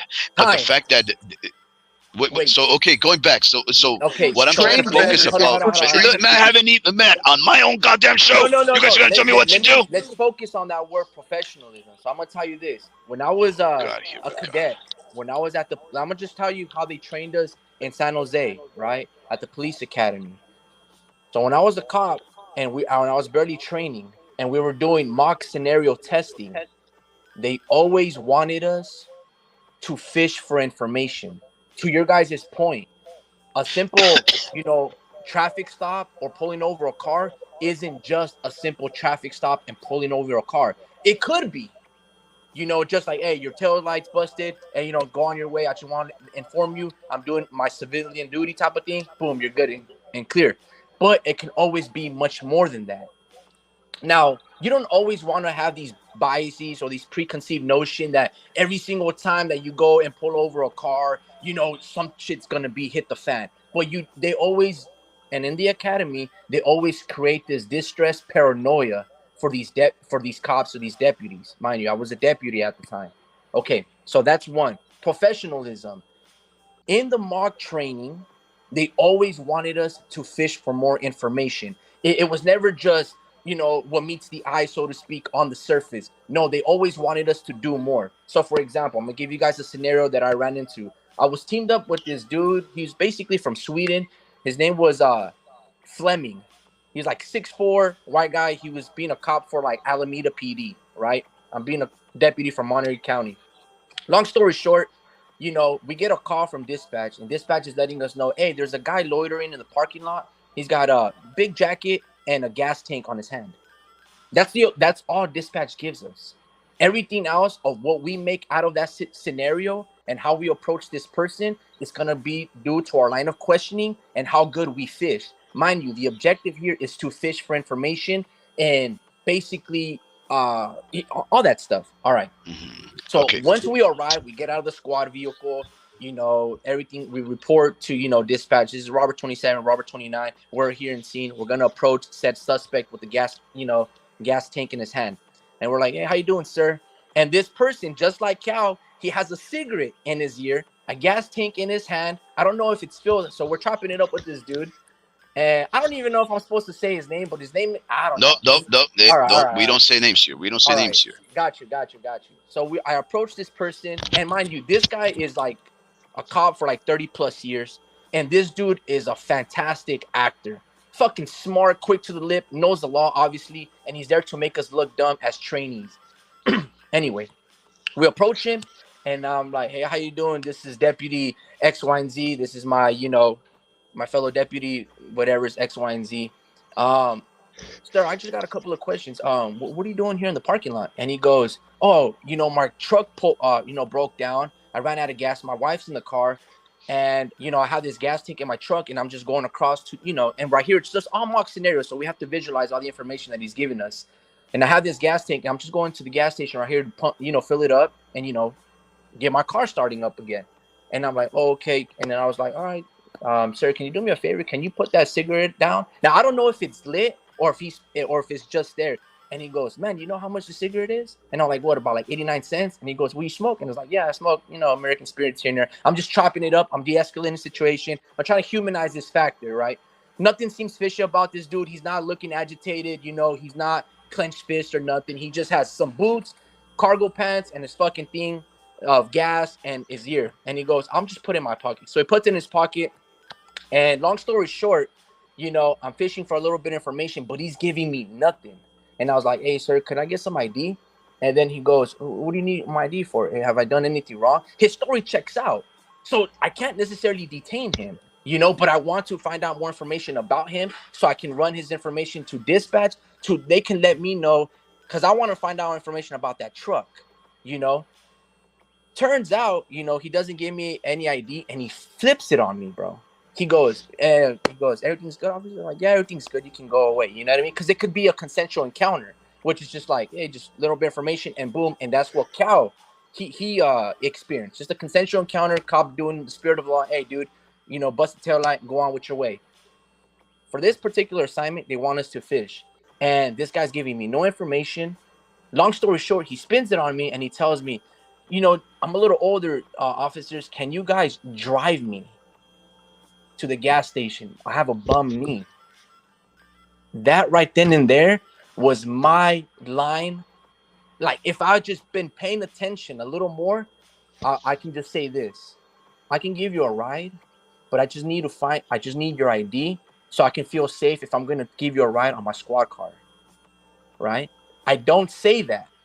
And basically, the scenario's over. Right? And then they ask me questions. Turns out that there was a truck down the road that had gotten, you know, that was pulled over to the side. And this dude with the gas station, he had the woman's purse. He said it was his wife. And he had a purse. And had I asked for ID, we would have found out, you know what I mean? Like, we could eventually, sorry. The minute he said, can you guys give me a ride? I could have right there done a little, you know, pat down and noticed that he had a purse. I could have checked the contents of the purse because I'm like, hey, you're a man. What are you doing with this purse? And I would have found out that it was her jewelry, her license, and some cash in there. So again, the reason I preface this is to Cal's, like 20 minutes ago, Cal goes, he should have just left the house right then and there. There was no need to go into the house. Correct. There is no need. But sometimes based on training and experience, they want us to fish for more information. So yes, and under the spirit of the law, you can just be like, yeah, I'm just going to leave. Everything's good. She's just on meds. She's a little paranoid. Whoop-de-woo. She's alive. I do my job right then, right there. But you can also fish for more information and find out about that driveway. Because remember, she called you guys. She can't detail whose car that is. You can't find no information on her. So you can fish for more information to go inside. Now, you don't have to. But then, let me point it to you guys like this. What if they don't go inside, they leave, and then we find out that there was an intruder in her home, and then, you know, she gets kidnapped or, you know, they slice her up or whatever the case may be, knowing that you could have gone inside the home. Or maybe there was some kidnapping in her home from her ex-boyfriend, hostage the children. Who knows? Who knows? I'm just saying. So fishing, anything can just be in a consensual encounter, but if you fish for more information, and this is where I want to lead. I just gave you guys a little bit of training, what they used to teach us in San Jose Academy. Now, everything was okay. For me, everything was okay. Everybody's moving amicably. Everything's okay. The turning point here was when she tells him that, again, I've never heard this phrase before, but I rebuke you in the name of Jesus. That's where shit escalates for that Officer Grayson. Where did this take place at? Say again? Where did this take place at? Where did she get shot at? Oh, in her home. What state? No, what state? Oh, what city? Illinois, Springfield, Illinois. Because like that sounds kind of like a southern kind of like people from the south are probably familiar with that phrase. Yeah, it's like, correct. It's like I've never heard somebody say it in a sentence, but I've seen maybe like you said movies, TV shows, maybe like, you know, on TV or something. I've seen somebody say it, but anyways, you're right. No, you're right. Everything was super left when she said that, because what's funny was at first when I was watching it, I was kind of watching it, and then I was like cooking, right, for my dogs or whatever. So I was kind of like watching it, and then next thing you know, all I heard was, "I'm gonna shoot you in the effing face," and I was like, "What the hell? Hold on, well, that went left real quick." I was like, "Well, hold on." I had to rewind it real quick to see what led up to that, and then I was like, I instantly thought, like, man, like he could have said a million different things other than that line. You know what? I want to throw this out there, Speed, and I'm sorry. I know this is your show, and I appreciate you letting me ramble on. I No, just don't worry want to about it. throw. I can mute you guys whenever. Yeah, no, I want to throw this out there though. Um, you could train, somebody and train somebody and train somebody, right? But that doesn't make them wise. True. That's not going to give them the power to make the wise decision. Now, if this guy was more wise, he would have moved differently at that point instead of just jumping out the window and saying, "I'm going to shoot you in the face." Yep. So you could train and you could give somebody all the knowledge in the world, but if they don't have the wisdom to apply that knowledge, then stuff like this is going to happen. Okay, so That's a great point. okay, so Absolutely. here's the thing, though, right? So here's the thing. Under the spirit of the law thing that that the homie Ricky was on, and the fact that this is why I wanted to have homie Ricky on, because you would be able to provide that background, the law enforcement practices background to of course uh, justify, to prove that one of the natures of police work is investigation and probing. In other words, Mhm. like the homie Ricky stated, if one of the jobs is to ask questions and ask questions and ask questions, and here I go back again to one of the things that you guys find completely irrelevant, but I think it's significant, is that when they ask Miss Macy what her name is, reluctantly she offers her last name. But when they ask her for her identification, she doesn't offer that. Instead, she offers paperwork. Now, under the spirit of the law thing that homie Ricky talked about, that would seem to me a great opportunity to understand more about this individual, right? See, all of these things you're skipping out on.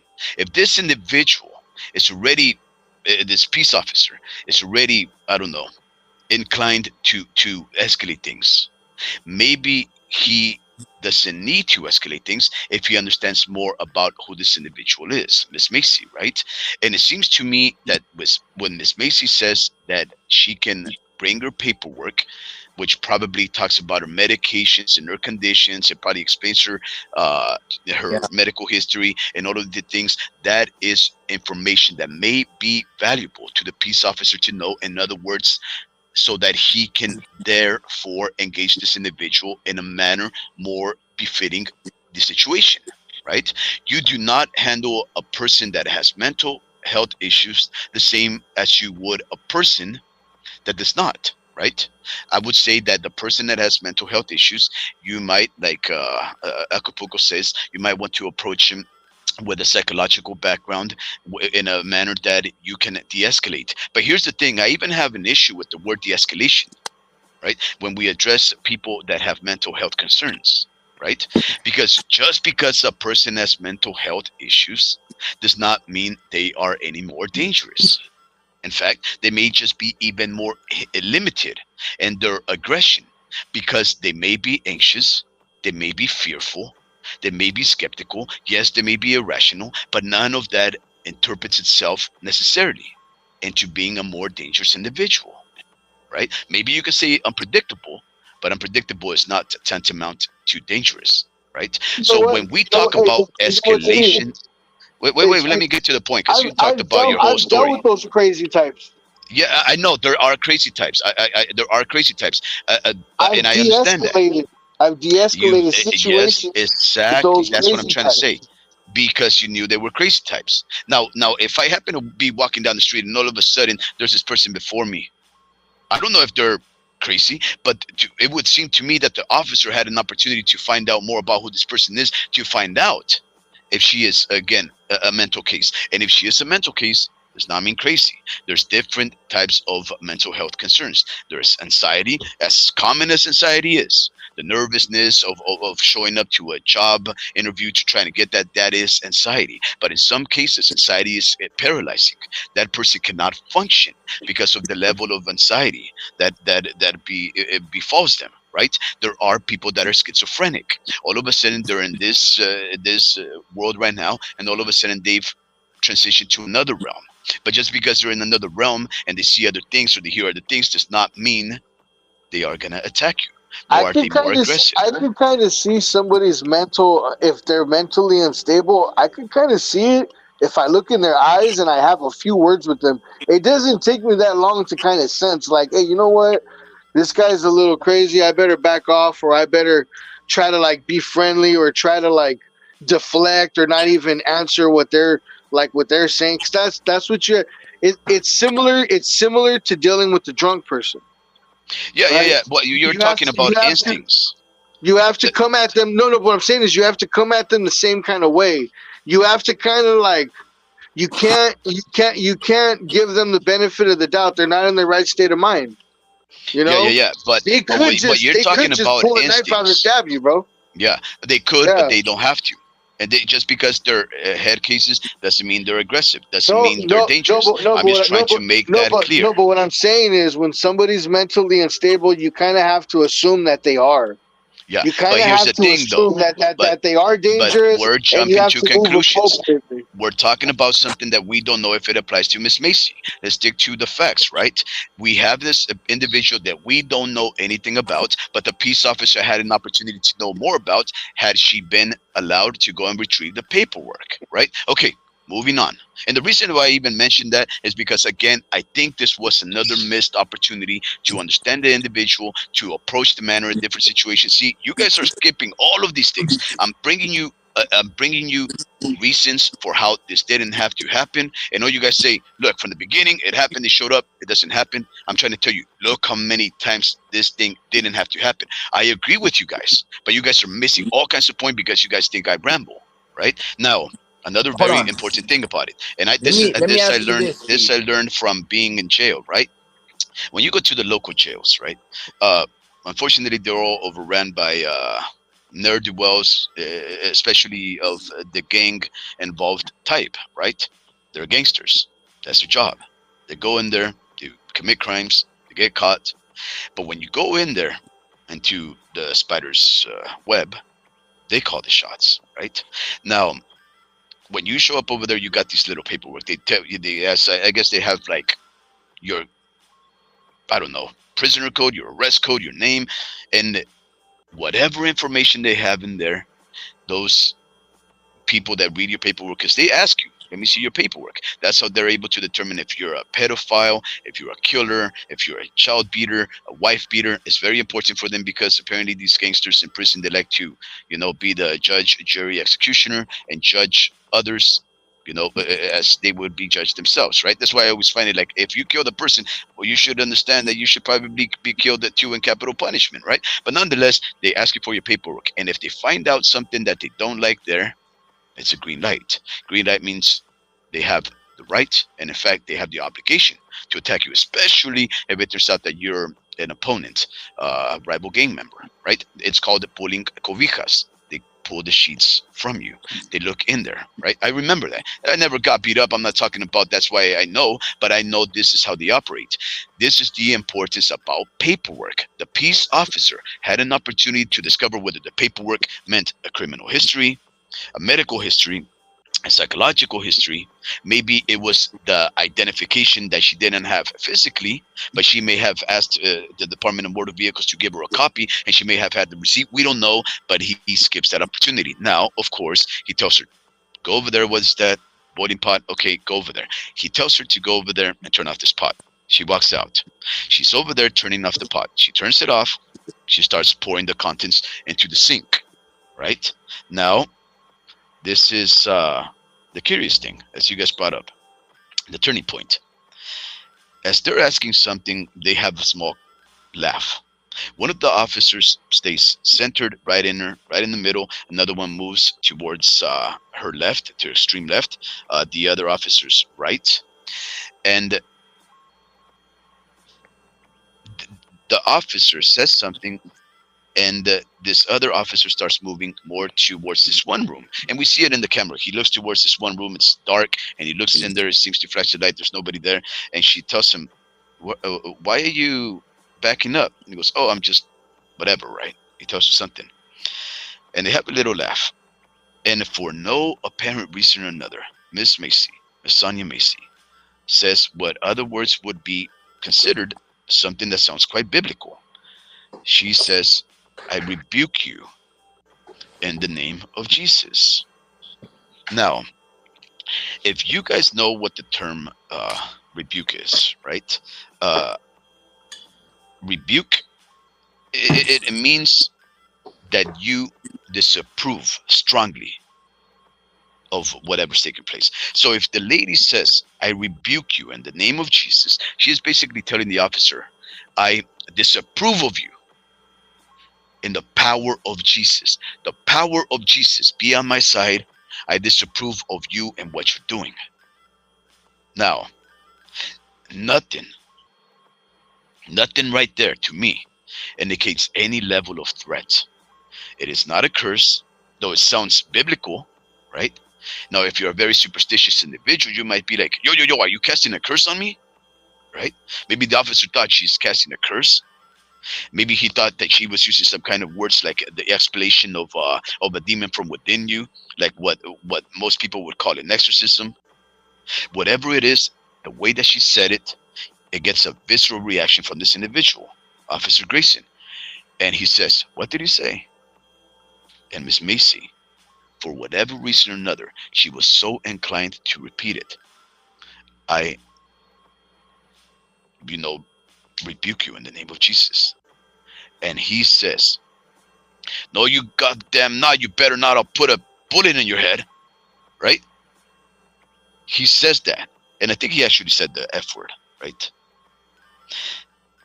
Now, let me ask you, Cal, very quickly, just your opinion, right? You don't know me. Let's actually put you in the peace officer's shoes, right? It's 1 o'clock in the morning. You're called to this home, and it is presupposed that you're going over there to help a damsel in distress who is afraid of some kind of prowler. You show up over there. There is no prowler. You ask a couple of questions. She gives you some sideways answers. You go inside of her home. There's strange things going on. And she says some strange biblical thing. And in fact, it's not even a biblical thing. Not once in the Bible, and I've already looked into this, not once in the Bible are the words, I rebuke you in the name of God, take place, right? Christian people say it because it means I expel you, or whatever you're saying is so evil that I want Jesus to support me and backing you away from me, but never wants this to take place. Now, if you are this peace officer, Grayson, and this lady tells you, Cal, I rebuke you in the name of Jesus, how do you Yeah, respond? How I do you would have. respond? I honestly, I would have just told her. I would have told her something along the lines of like, yeah, I love Jesus too. I'm a Christian. I go to church. Like, I would have tried to be cool and nice and friendly instead of saying what he said, which is, "I'm gonna shoot you in the effing face." That's what he said. Everything went from 0 to 100 at that point. I would have been cool. You know what? I had a similar situation happen to me one time. I was working as security guard at this. I was working in this building. I'm not going to get too specific, but let's say it's a building where there's a bunch of mentally ill people that are like transitional housing, like a lot of special types of people in this building. And there was this one tenant, and I had been warned about him that he was kind of crazy and he was kind of nutty, and he would like throw things at like his neighbor's door and do weird stuff. And yeah, I went to his door one time to tell him not to be doing something, and he came screaming at me all crazy, like he came at me like, I mean, I could have, if I had a gun and I was a cop. I mean, like a cop probably would have pulled the weapon on him, right? But I'm a security guard. I don't even have a weapon. So anyways, I just brought it down. I was just like, whoa, whoa, whoa. I think his name was or whatever I don't want to say his name, but let's just say his name was whatever, right? So I'm like, hey, Mister Whatever, calm down, dude. Like, why are you yelling at me? Like, like I came at him with the very calm, very like warm kind of vibe. Like, I wasn't trying to, like, and he kept wanting to be upset, but I wasn't giving him any room to be upset. Now if it got to the point where he was actually gonna get him, like, look like where I felt like he was gonna hurt me, well then I would have took it to a whole nother level. But you can do a lot with your words if you choose your words wisely and your tone.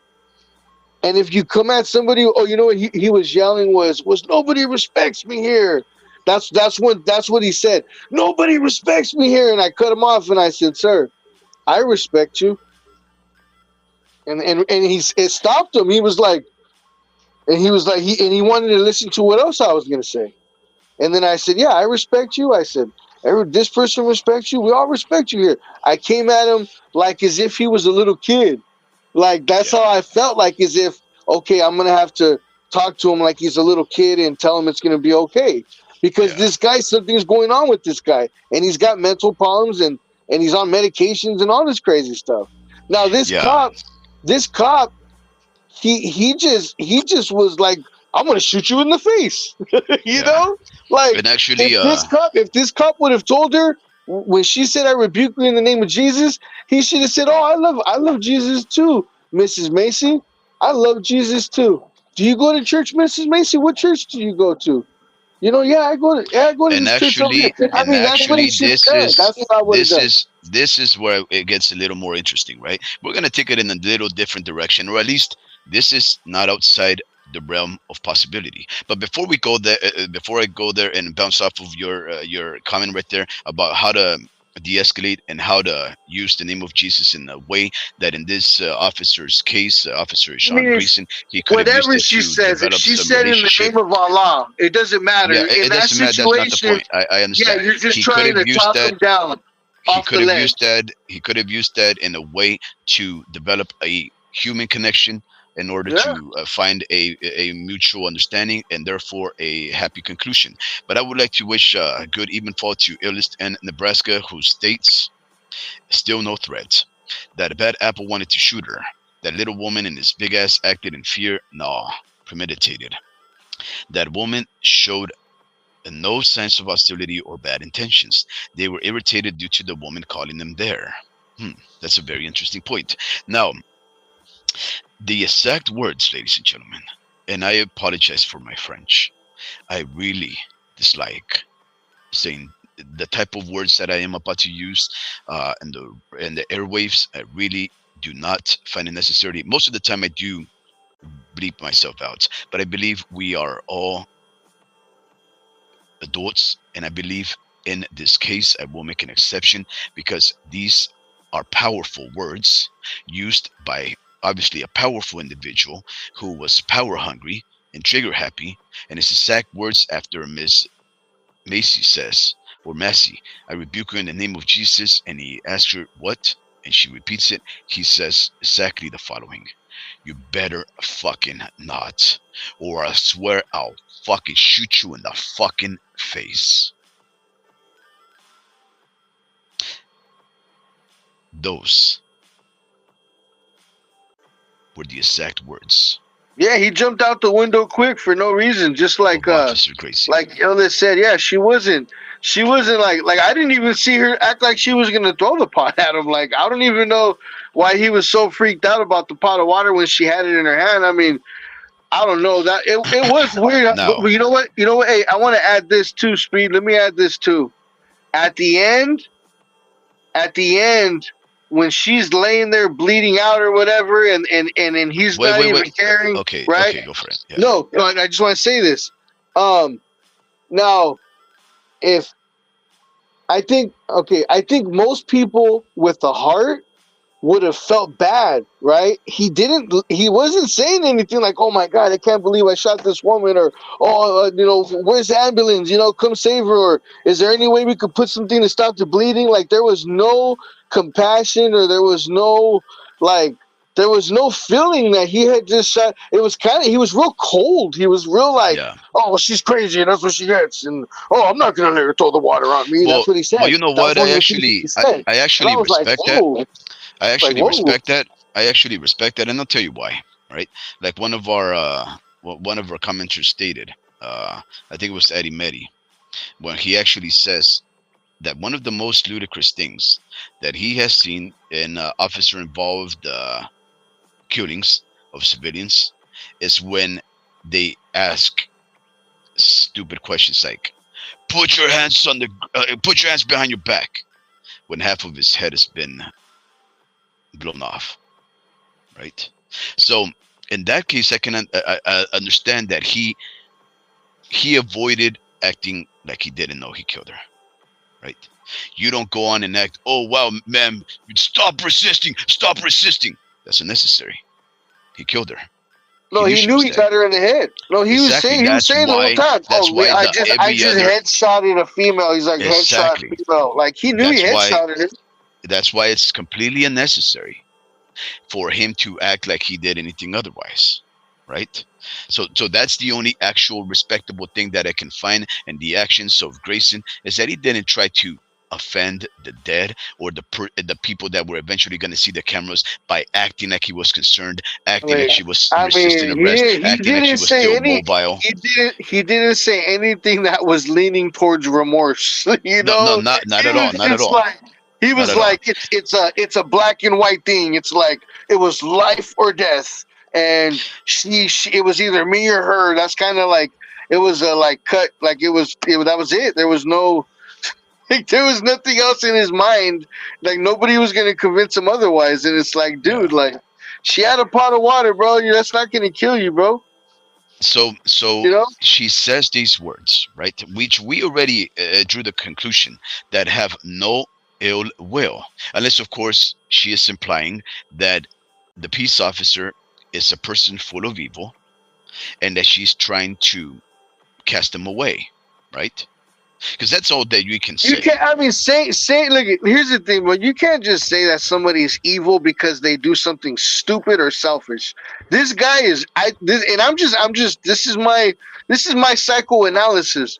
This cop is stupid, and this cop thinks that his life is more important than her life, basically.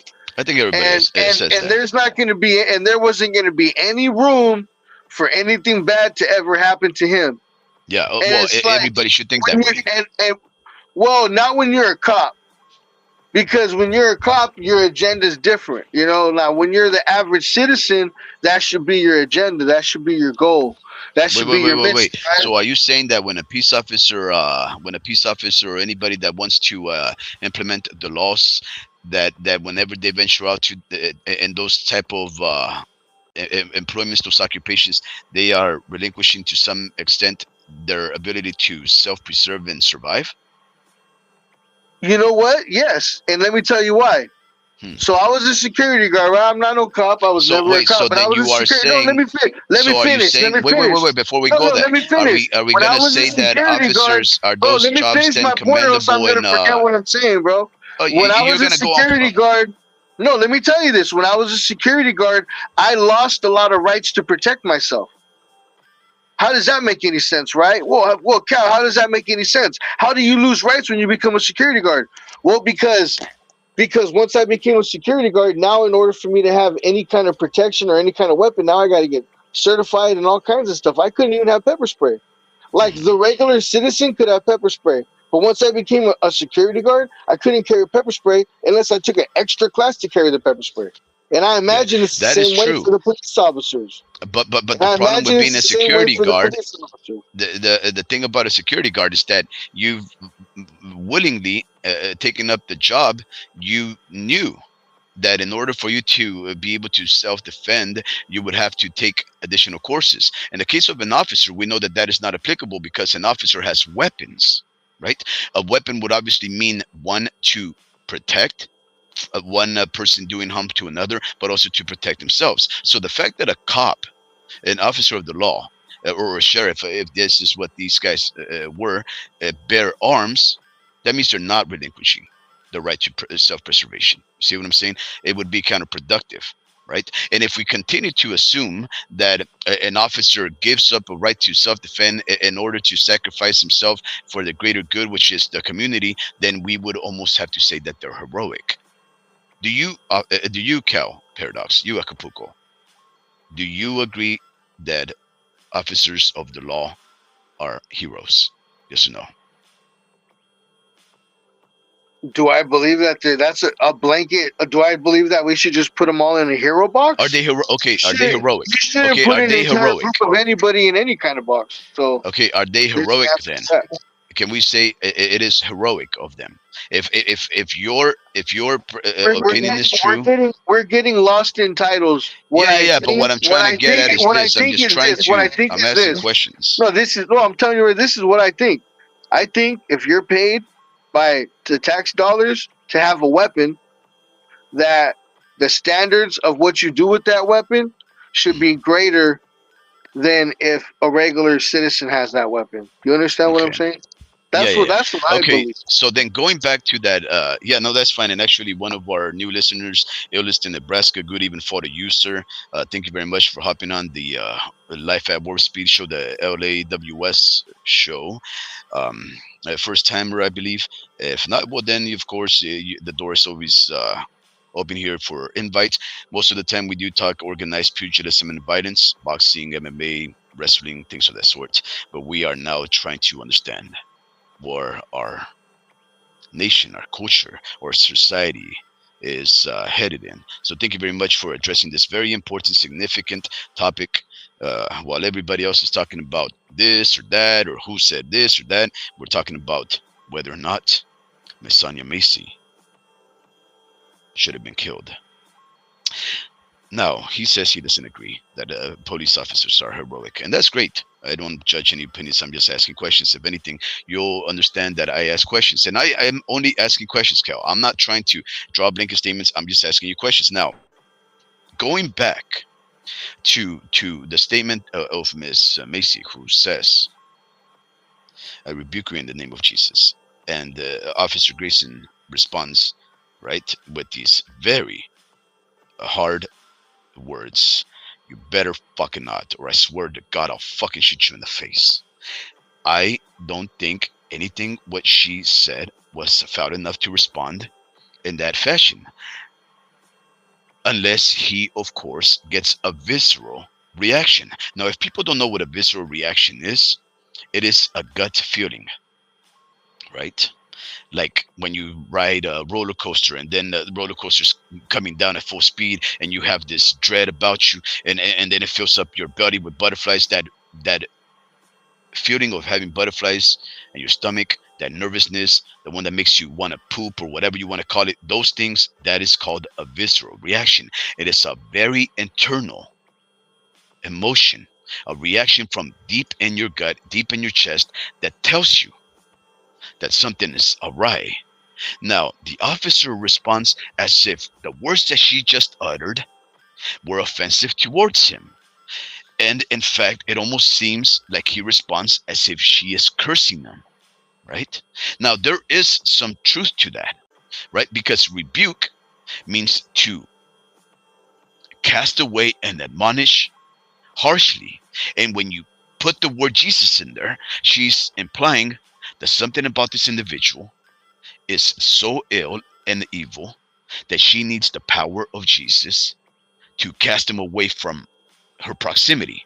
In other words, she's pleading Jesus and trying to bring Jesus' power into her life in order to cast him away. Now, some people are saying it's prophetic, that she almost forecasted that this individual was a living demon because he responded in like. He ended up killing her. She felt a certain way, call it a sixth instinct, call it her own visceral reaction, that this person posed a threat to her and that she needed to cast him away, to rebuke his evilness. And the thing is this, it's almost justified because he almost reacts as if they're performing an exorcism on him. Cal, this guy responds as in the movies The Exorcism, right? When the priest or is casting, he's saying all these sermons and these prayers, and he's telling the little girl that's her neck is spinning and she's flying in the bed. When he's saying all of these things, she gets these reactions that are very extreme. He starts getting very offended, starts screaming out all of these horrible words, offenses, bad words, fucking this, I'll fuck you in the cunt, I'll fuck your mother in the, all of these things. He reacts like if they're performing an exorcism, Ooh, right? yeah. Now, mind you, he does kill her. there is some semblance of evil. Now, if you want to believe in whether there's such thing as evil or not, or maybe it's just human nature to respond like that, and we attribute actions that we otherwise find nefarious and unacceptable as evil, and if that's just a human reaction and there's something not evil behind it, okay, that's fine. If you don't believe terms such as evil should be used, okay, that's fine. But to me, it almost seems like he responded like if they were performing some kind of exorcism, or as the homie Ricky has stated, like if she's casting a spell on him, right? Like, of course, we know that there's Haitians and other people like Brazilians that practice Santeria over there in Miami, in Hawaii, and in Florida, and all of these places where people can go into the backyard, get goats, get chickens, start severing their heads, start drying out their blood, start smearing it over their bodies, chanting all of these, non sequiturs. We know that is true. We know that in the Mexican communities, Central Americans, they worship La Santa Muerte, death, right? And they do, Hey, that put part up. cracks me up when I see that all over on people's cars. I'm like, what the heck's wrong with Yeah. They're like, people? what are you Don't even doing? realize, Hey, bro. like you guys are stepping on both sides. That's like you're like, I'm a Christian or I believe in Jesus, but I also worship the devil. It's like, I what know. the Like, what do you mean you worship death? Like, that's They're crazy. lost. They're Yeah. lost, bro. But Those people are there are lost. people like that. There are I people like know. that. Now, I know. let me ask you, Cal. Have you seen the images of Officer Grayson? No. I haven't. Okay, so he has this arm sleeve, and I think it's his right arm. He has an arm sleeve of tattoos, right? He's got all of these skulls stacked up on each other. Now, I know this not jump conclusions, right? But the people that I know that have tattoos of skulls or death or otherwise, they don't listen to jazz, right? They don't listen to blues or country. They listen to punk rock, heavy metal, right? Death metal, stuff like that. Hardcore, right? They love that stuff. They dress in black. This is, of course, just being prejudicial. I'm just being, stereotyping people. But they usually tend to listen to that kind of music, and a lot of those type of music, of course, there is a demonic element to it, right? We know that in heavy metal there is death metal. We know that there are people that, like Slayer, that sing about, scream or wail about Satan and the gates of hell, and stuff like that. The Misfits, punk rock band, talking about ghosts and monsters and demon and Satan, right? We know that punk rock and rock in general has some kind of an affinity, for the most part, with the anti-Christian, pro-Satanist people. Now, he has these tattoos about that. If I was to see a person with tattoos of skulls and that, I would be like, oh, he listens to punk rock, or he listens to heavy metal. If I continue to act like that, I may jump conclusion and be like, oh, you know what, he might be cool with Satan. And then if somebody says something pro Jesus that insinuates that you are demonic, that you are full of evil, and you respond like that, in my opinion, the only people that act extreme like that is people, when you mention Jesus, the atheist seem to always come up. Oh yeah, well, if Jesus saves, then how come he didn't blah blah blah blah blah? Well, if there's a God, why did Trump get savage, but yet all of these people in Somalia weren't? Right? They bring up, it's those atheists that get those crazy reactions when you say praise God. Yeah, there is no God. But the other people that I can think of that would be repulsed at the mentioning of God, trying to cast the evil from them, to me, would be Satanists. Let me ask you, Cal, can this officer had this reaction because, one, he figured that she was casting a spell on him like a curse; two, that he is atheist; three, that he is, worse than that, a Satanist; or four, he didn't have any other reasons except he didn't like the fact that she defied him. He said something that he didn't understand. He somehow interpreted that as a threat, which means that's even more illogical than any of those other things, in my opinion. And he decided to escalate to the point of shooting her. What do you think happened there, Cal? Why did he respond like that? I mean, like I said before, bro. I just think he's probably just like self-centered. I guess is the way to put it. Just but just doesn't care. He probably plays a lot of video games. He went for the headshot. He's got skull tattoos. I mean, that's like a cliche thing. Like that's like the Yeah. most like, oh, I'm a guy. Let me put skulls on it, put flames on it. Like it's like he's just probably a dummy. He's probably a dummy that like he probably was just quick to shoot because he's scared because he's a little sissy. You know what I'm saying? He's like, I'm not gonna get hit with the water. I'm just gonna shoot you in the face. I mean, it's So sad. he's a It's sad. typical It's Gears sad, of but War type of person. Somebody that it's it's just a grew up about video typical games. American, typical spoiled American. Under trained. And he's got a gun, and they give him a gun, and he goes in there without no training on how to deal with situations like this, with people like this. So okay, can I? Okay, so it's a person that wasn't trained adequately to handle situations like this. Can I tell you something that maybe you don't know that is just gonna blow your mind? This agent of the law, he had more than one opportunity to train adequately. Do you know that apparently in the past 2 years he had worked for 6 different law enforcement agencies? I'm not Each surprised. I'm each not stint. surprised. They pass these guys around. They'll get fired at one place, and the next thing or not fired, but they'll make them like resign or something, so they don't ruin their record, so they can go to another police force. They pass these guys around. That's Uh-huh. standard operating procedure, man. That happens all the time. A lot of these officers have priors. It's Yeah. kind of like the city worker. It's hard to get them fired. Like they got all these layers of protection. Like they're gonna get a million write-ups. Nothing's ever gonna happen to them. That's what happens to all these guys. Uh-huh. It's sad, bro. It's sad. They get away with it all the time. Okay. Uh, I think one of his longest stints at any of these law enforcement agencies that he worked with was 6 months. Right. I think 2 of them were close to 6 months.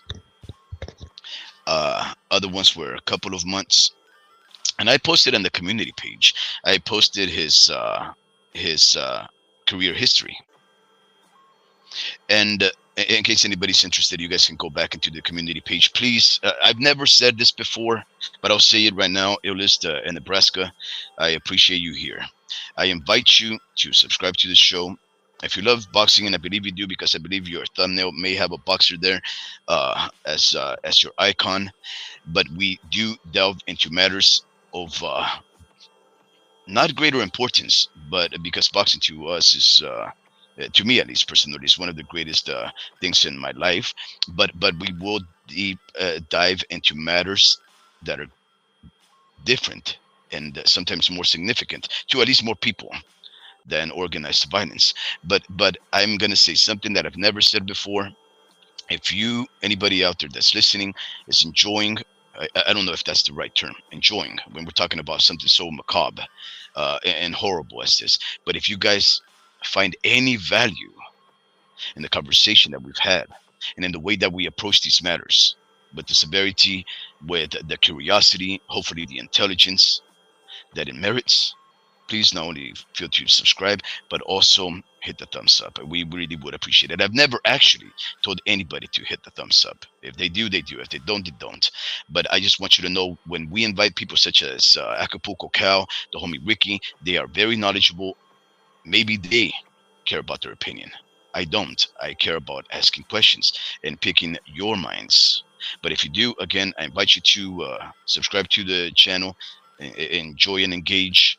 But thank you very much for being here. Now, Cal, do you?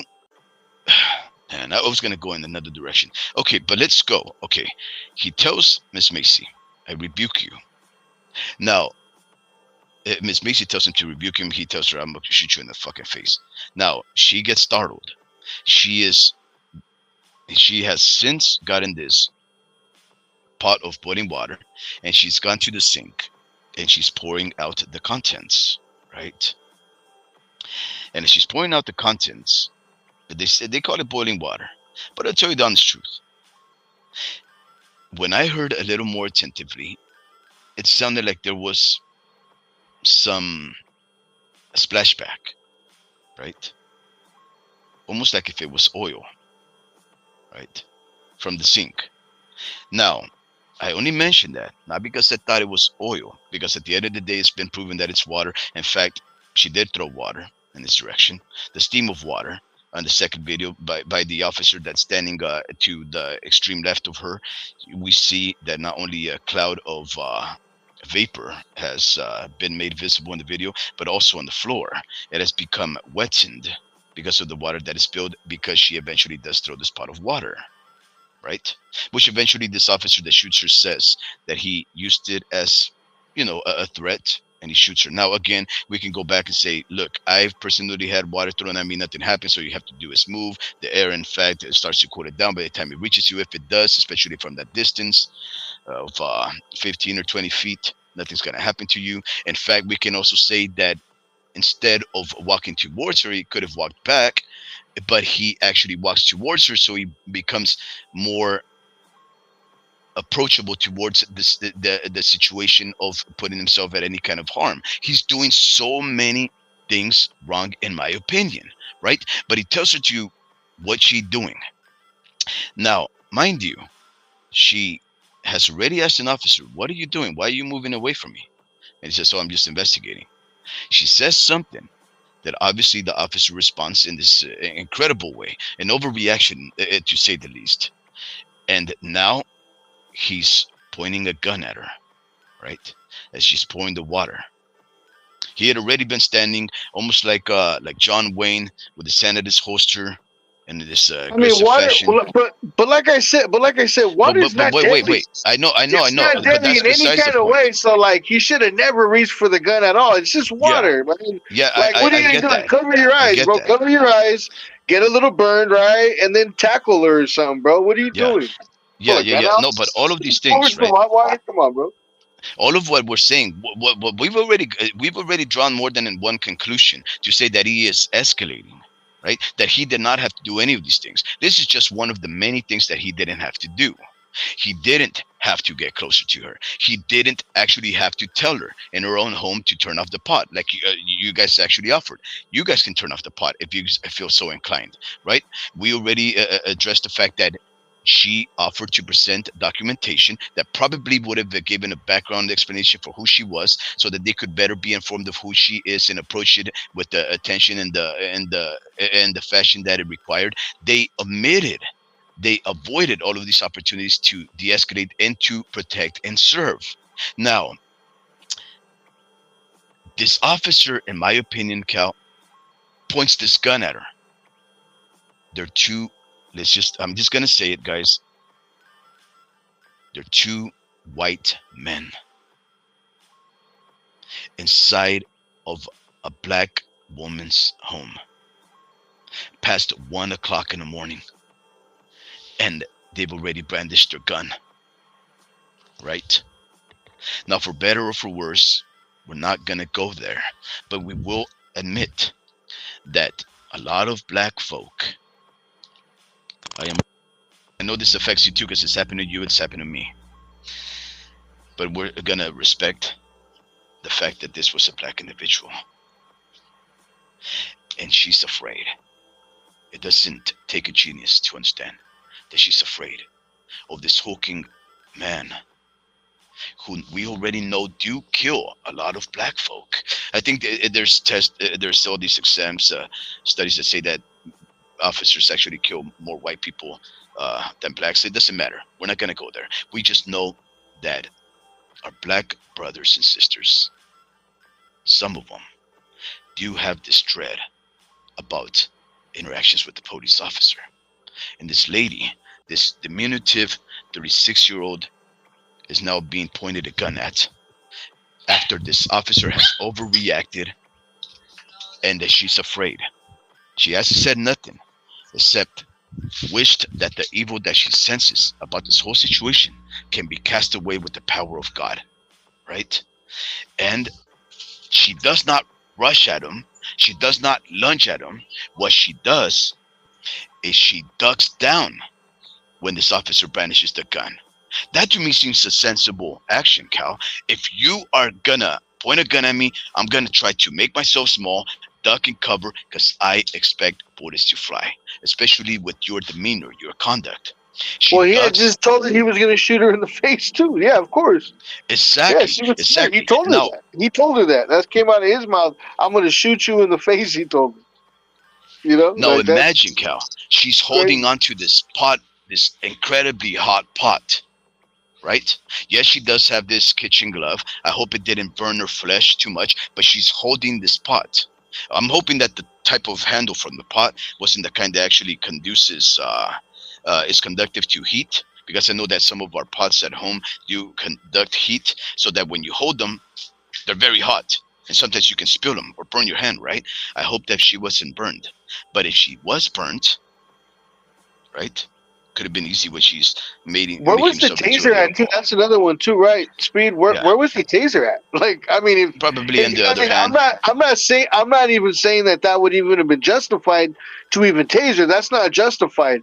But I'm just saying, why is the first thing he reaches for is like the lethal round, right? Like, why isn't it? Why isn't there some other kind of thing like that he's reaching for? You know, like why is he Well, just? because like Like, because he's well, an he's gonna get irredeemable. electrocuted. Is that the He, water's in he's an electric? probably he's I don't think probably so. an irredeemable individual that it takes 7 different job opportunities and the same profession for you to never learn to do your job right. Let's just admit that, right? This led to where it led, which is a lady making herself into a little ball in order to duck what she suspected were soon to fly bullets, holding a, a pot, a kettle of boiling water that may or may not have been one of the reasons why she spilled it or threw it out of reaction. I know if I hold on something hot, I'll throw that thing away real quick, right?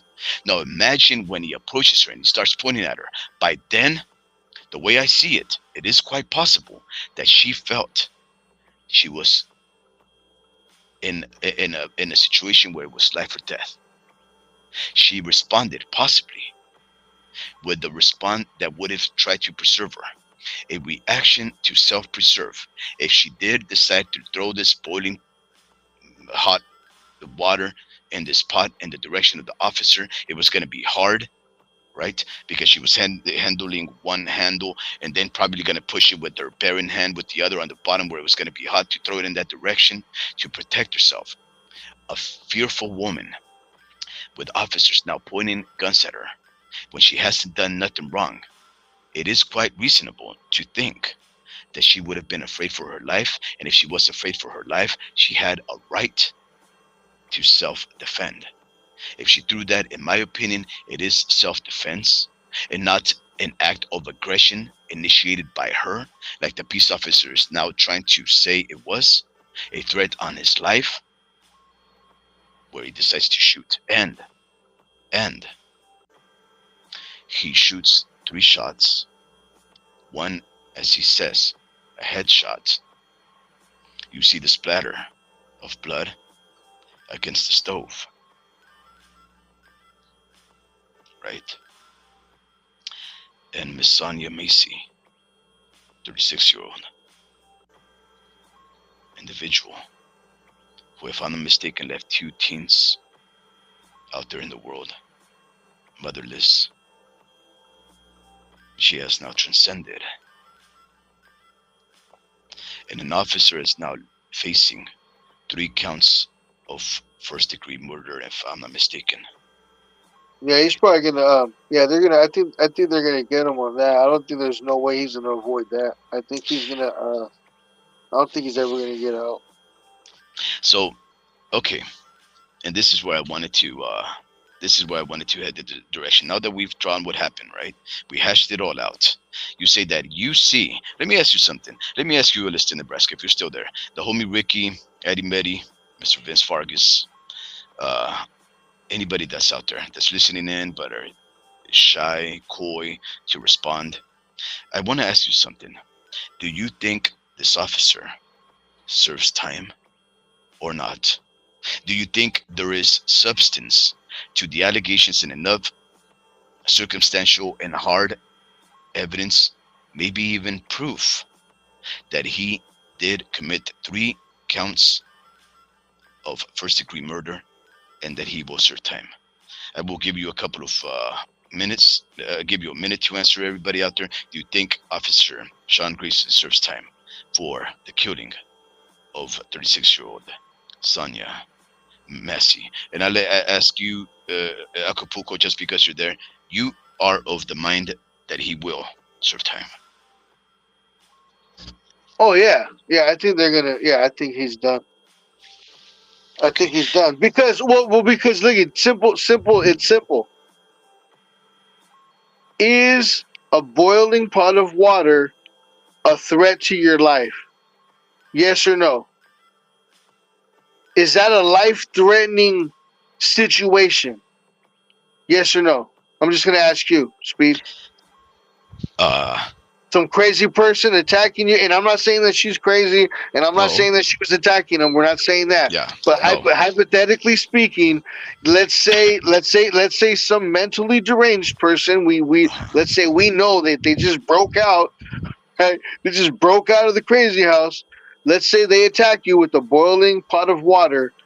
Do you feel? And I'm talking about attacking you, not striking you in the head, but we're talking about throwing a pot of water at you. Is your life in danger? Yes or no? No, no. But let me So counter that with something. Let no me no counter no that with no. something. On that fact, that's why I think he's gonna lose.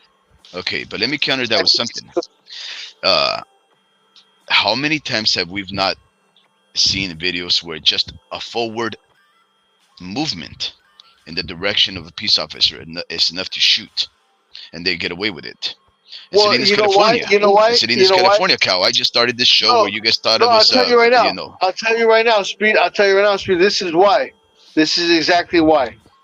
Because if somebody looks like they're reaching in their pocket, the officer can always say, "I thought they were reaching for a weapon," right?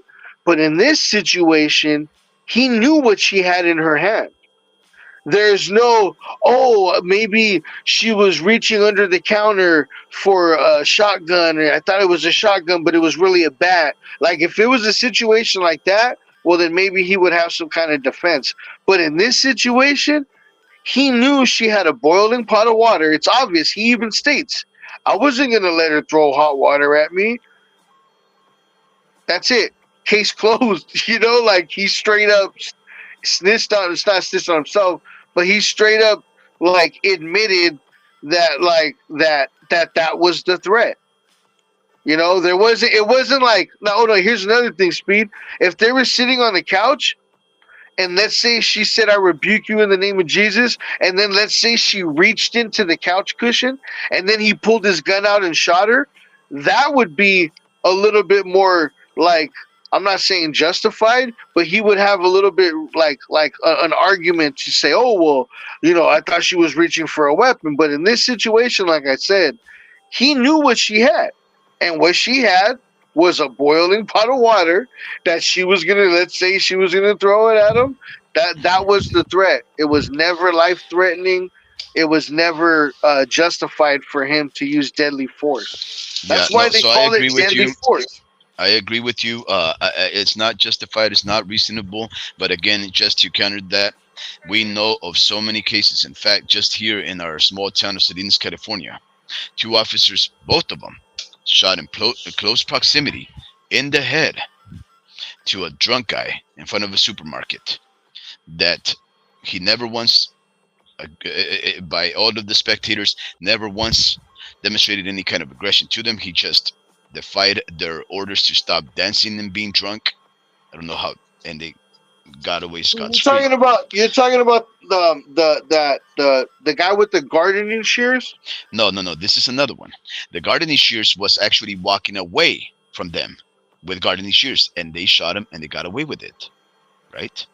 So what I'm trying to say at is this: if people that are not even demonstrating any kind of attempt at aggression, if they could get killed and they get away with it, and a person that's actually walking away can get shot in the back, right? That's still like about 20 feet away from them, and they can get away with it. I can see how a lady that's just apparently casted a spell against an officer who threw a metallic object with water in their direction. I could see how they might find a way to say that there is some reasonable expectation that some kind of harm was intended by Miss Massey on this officer. Now, am I agreeing with that? No, but I can definitely see how an attorney might want to flip it like that. And in fact, I'm gonna try to say this. I asked you if you guys think this officer will see any time. You guys did not answer, right? Let me tell you, I think it's all set up so that this officer does not see much time at all, right? And you know how I think this? Because of the charges. They're going against them for 3 counts, if I'm not mistaken, of first-degree murder. Now, you understand one thing. To get a person on murder, that means it's premeditated. First-degree murder is premeditated and plotted out, right? There's different levels of killing a person. There's manslaughter, it's completely accidental. You had no idea that anything was going to happen. You have second degree. You may be completely intoxicated. You obviously put yourself in a position where you're harmful towards others. You run a person over. A second-degree murder because you're drunk.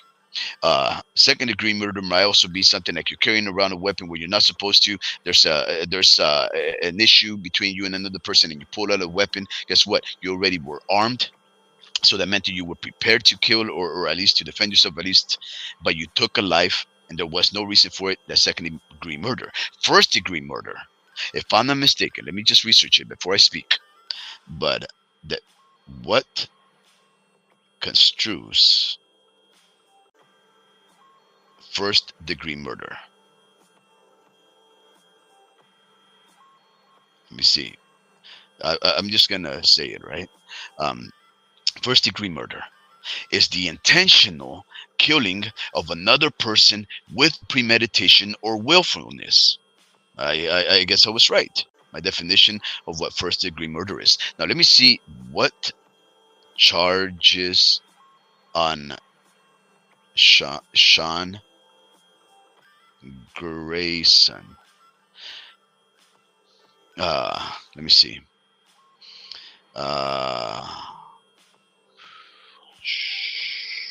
Because this is very important. I hate making mistakes. I hate passing off information that is not true.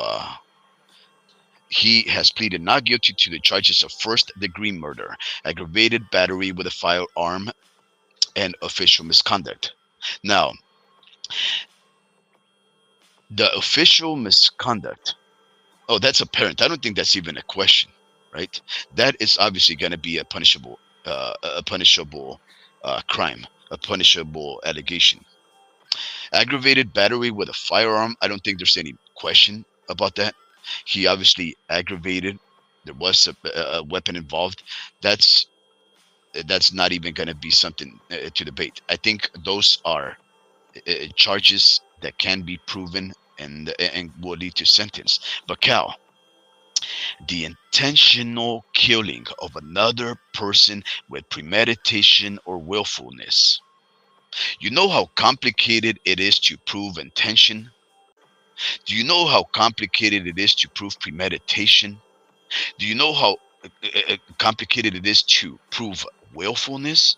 I think of all of those things, willfulness is the easiest one. Premeditation, the only way that we can know is premeditation is if perhaps his fellow officers had once heard him say something like, "Man, I can't wait to kill somebody." That may be evidence if somebody testifies against him.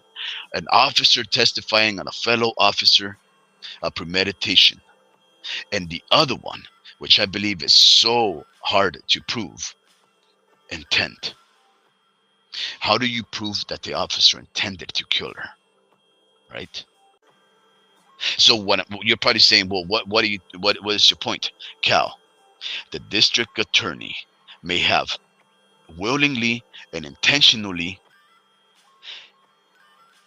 raised the highest of charges against this peace officer, knowing that they are the hardest to prove, and as a result of that, the leniency of an officer always saying, yes, she threw water at me. Yes, there was a pot. Yes, she did say strange things. Yes, she acted strange. Yes, she lied to me. I think all of those things could be used circumstantially by a good defense attorney to protect the peace officer. And with charges, right? All charges have to be proven, and the jury of your 12 peers have to say that yes, they do agree with you. Not one person can disagree. They all have to. That would mean that all of these charges that are the hardest to prove would have to be agreed upon by 12 individuals. What am I trying to get at, Acapulco? Maybe the district attorney wants this officer to get away scot-free, or at least with the lesser crimes, which will probably only mean like 2 or 3 years, like the officer that killed George Floyd, or has been determined to have killed George Floyd. Do you think that's possible? That's the reason why they levy these charges instead of second-degree murder, which is much easier to prove. They do that a lot of the time. They'll slap just a bunch of charges, and then only so many of them will actually stick. I'm looking at it right here. So he's 30 years old. First degree murder is one charge. Second charge is aggravated battery with the firearm, and then the third charge is official misconduct charges. Okay. And that's probably more than one. But there's basically three main charges. So the first degree murder, I mean, that might even get bumped down to like manslaughter, and then they might get him with the aggravated battery with the fire. They're probably that one's are probably it for sure.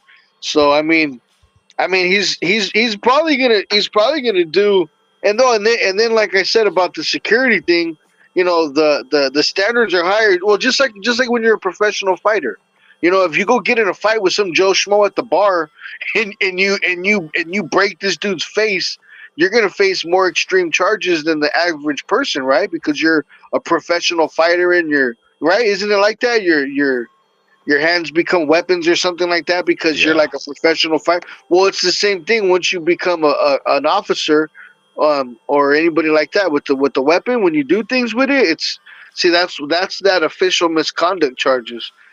Those are charges because he's an officer and because he should have known better kind of charges. That's like a broad term, official misconduct.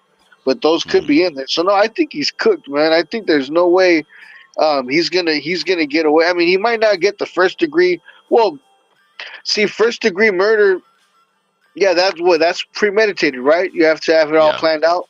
So yeah, so they might bump that down to like something else, but I mean, regardless, bro, he's done, bro. I think that it's pretty. I mean, they have what are they called? They have like they have people going over the charges before they just throw charges at you. There's like a whole group of people that are overlooking this stuff before it happens. So they've determined, hey, you know what, we got to file something, and this is what we think we're gonna file. I mean, they got the guy that killed George Floyd, the cop that he's in prison. The guy that put his he suffocated Floyd on the floor with his knee and stuff like that. They got that guy. I mean, they've been getting officers for doing faulty stuff. They don't always get away with it. Sometimes they do. I mean, depending on if if it happens in some like small little county where like the judge is like married to like the sheriff's sister. You know what I mean? And they can get away with crazy stuff sometimes. And then that sometimes things get swept under the rug in situations like that. But what is this? Springfield, Indiana, Illinois? Something Illinois. Well, it's a it's country. Illinois. Yeah, it's definitely Illinois, around the Springfield region. Well, I mean, like I said, depending on, hopefully the the little local officials aren't like intermarried with each other's families, and it's not some buddy system. Because if that's the case, then yeah, um, he might walk away. So it all depends. That's the thing about uh, American supposed justice or whatever whatever you want to crooked justice, whatever you want to call it. Sometimes it works, sometimes it doesn't, man. It's like it's never a for sure thing, depending because there's so many different laws in different states. So he might have more Here's laws the in Illinois than he does in if this happened in like New York or something. In New York they might be a little bit more you know a little bit more quick to police their own than maybe Illinois. I don't know. Like I don't really know, but this is the charge that I think they he's cooked regardless. this is the charge that they got Derek Chauvin, who's the officer that apparently was sentenced to prison time for depriving George Floyd of existence. Um, Yeah, the charge, two separate charges. They were both federal, right? Uh, criminal civil right statutes. It was willfully depriving Mr. Floyd of his constitutional right to be free from the use of unreasonable force by a police officer, resulting in the death of and bodily injury of Mr. Floyd. That is actually the charge. Willfully depriving Mr. Floyd of his constitutional right to be free from the use of unreasonable force by a police officer, not first degree murder. In fact, it is part and parcel of second degree murder, which is that he acted willfully and callously and in a wanton and disregard for the life of Mr. George Floyd, right? So that's how they got him, not first degree murder, right? Uh, they let's actually see what this jail time is. Uh, 252 months. Let's see how long that time is, Cal. 252 divided by 12. Whoa, 21 years. yeah, Wow. yeah, Yeah. yeah, yeah, Wow. yeah. So I mean, it's not Jeez. life, right? It's not life, but Pretty it's much kind of life, close bro. to. Yeah, it's He's pretty already close been to. stabbed.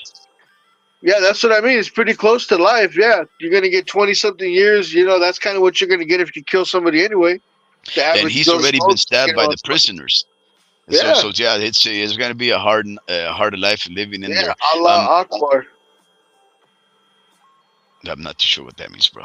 But anyway, anyways, so Yeah. uh there was so many things Cal, about this case right here with Miss Macy that I wanted to talk about, because I'm not too sure if anybody else is, right. I'm sure that people are hashing it out, and I know that in the major sources of news, Fox News or MSNBC or whatever, I'm sure that if you go in there, they'll probably be discussing those things. But we just wanted to talk about this case from an outsider, a person that, in the case of the homie Ricky, he has had some law enforcement background.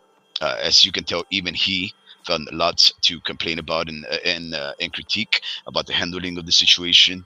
And the case of Acapulco Cal, a person that's been directly affected by negative uh, policiacal engagements.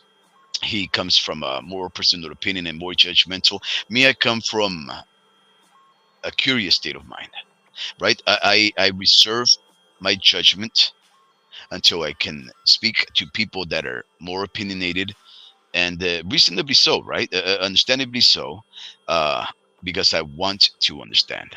I'm not here to chastise the law enforcement. I've never been a peace officer of the law. I don't know what it must be like to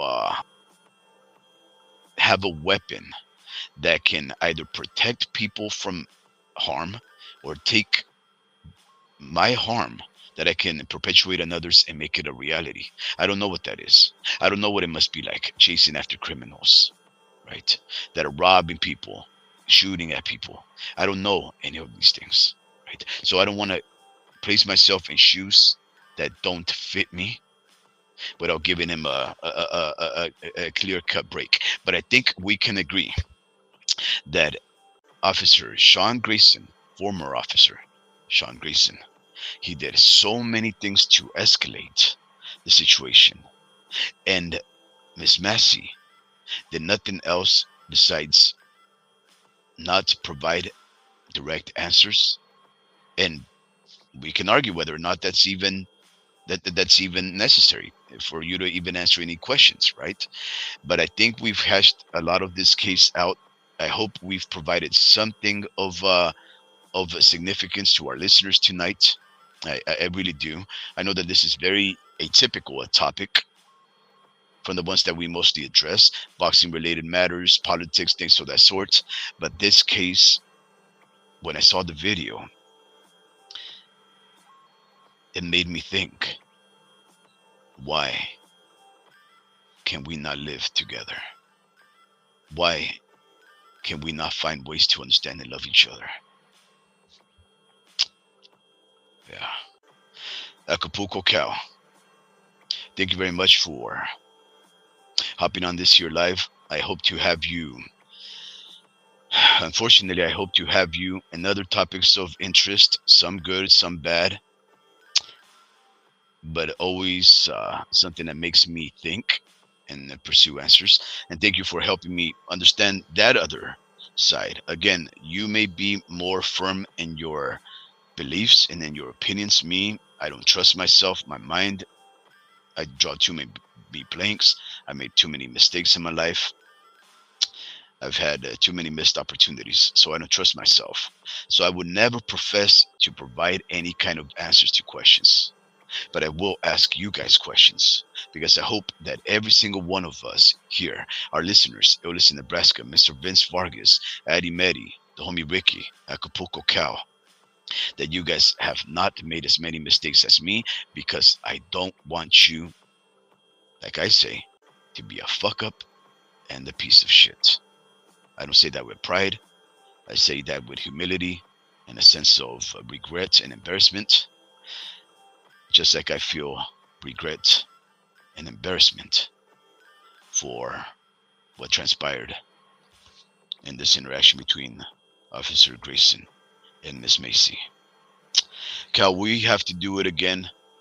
The homie Ricky, thank you very much for joining us in this here live. Everybody that's out there who's reluctant to opine, feel free. We're not judgmental. We just had Eddie Meddy, one of our biggest trolls out there. He made light of the situation, but he just made it so that we don't have to feel miserable about it. Cal Paradox, peace out, y'all. Yes, I agree. Peace out.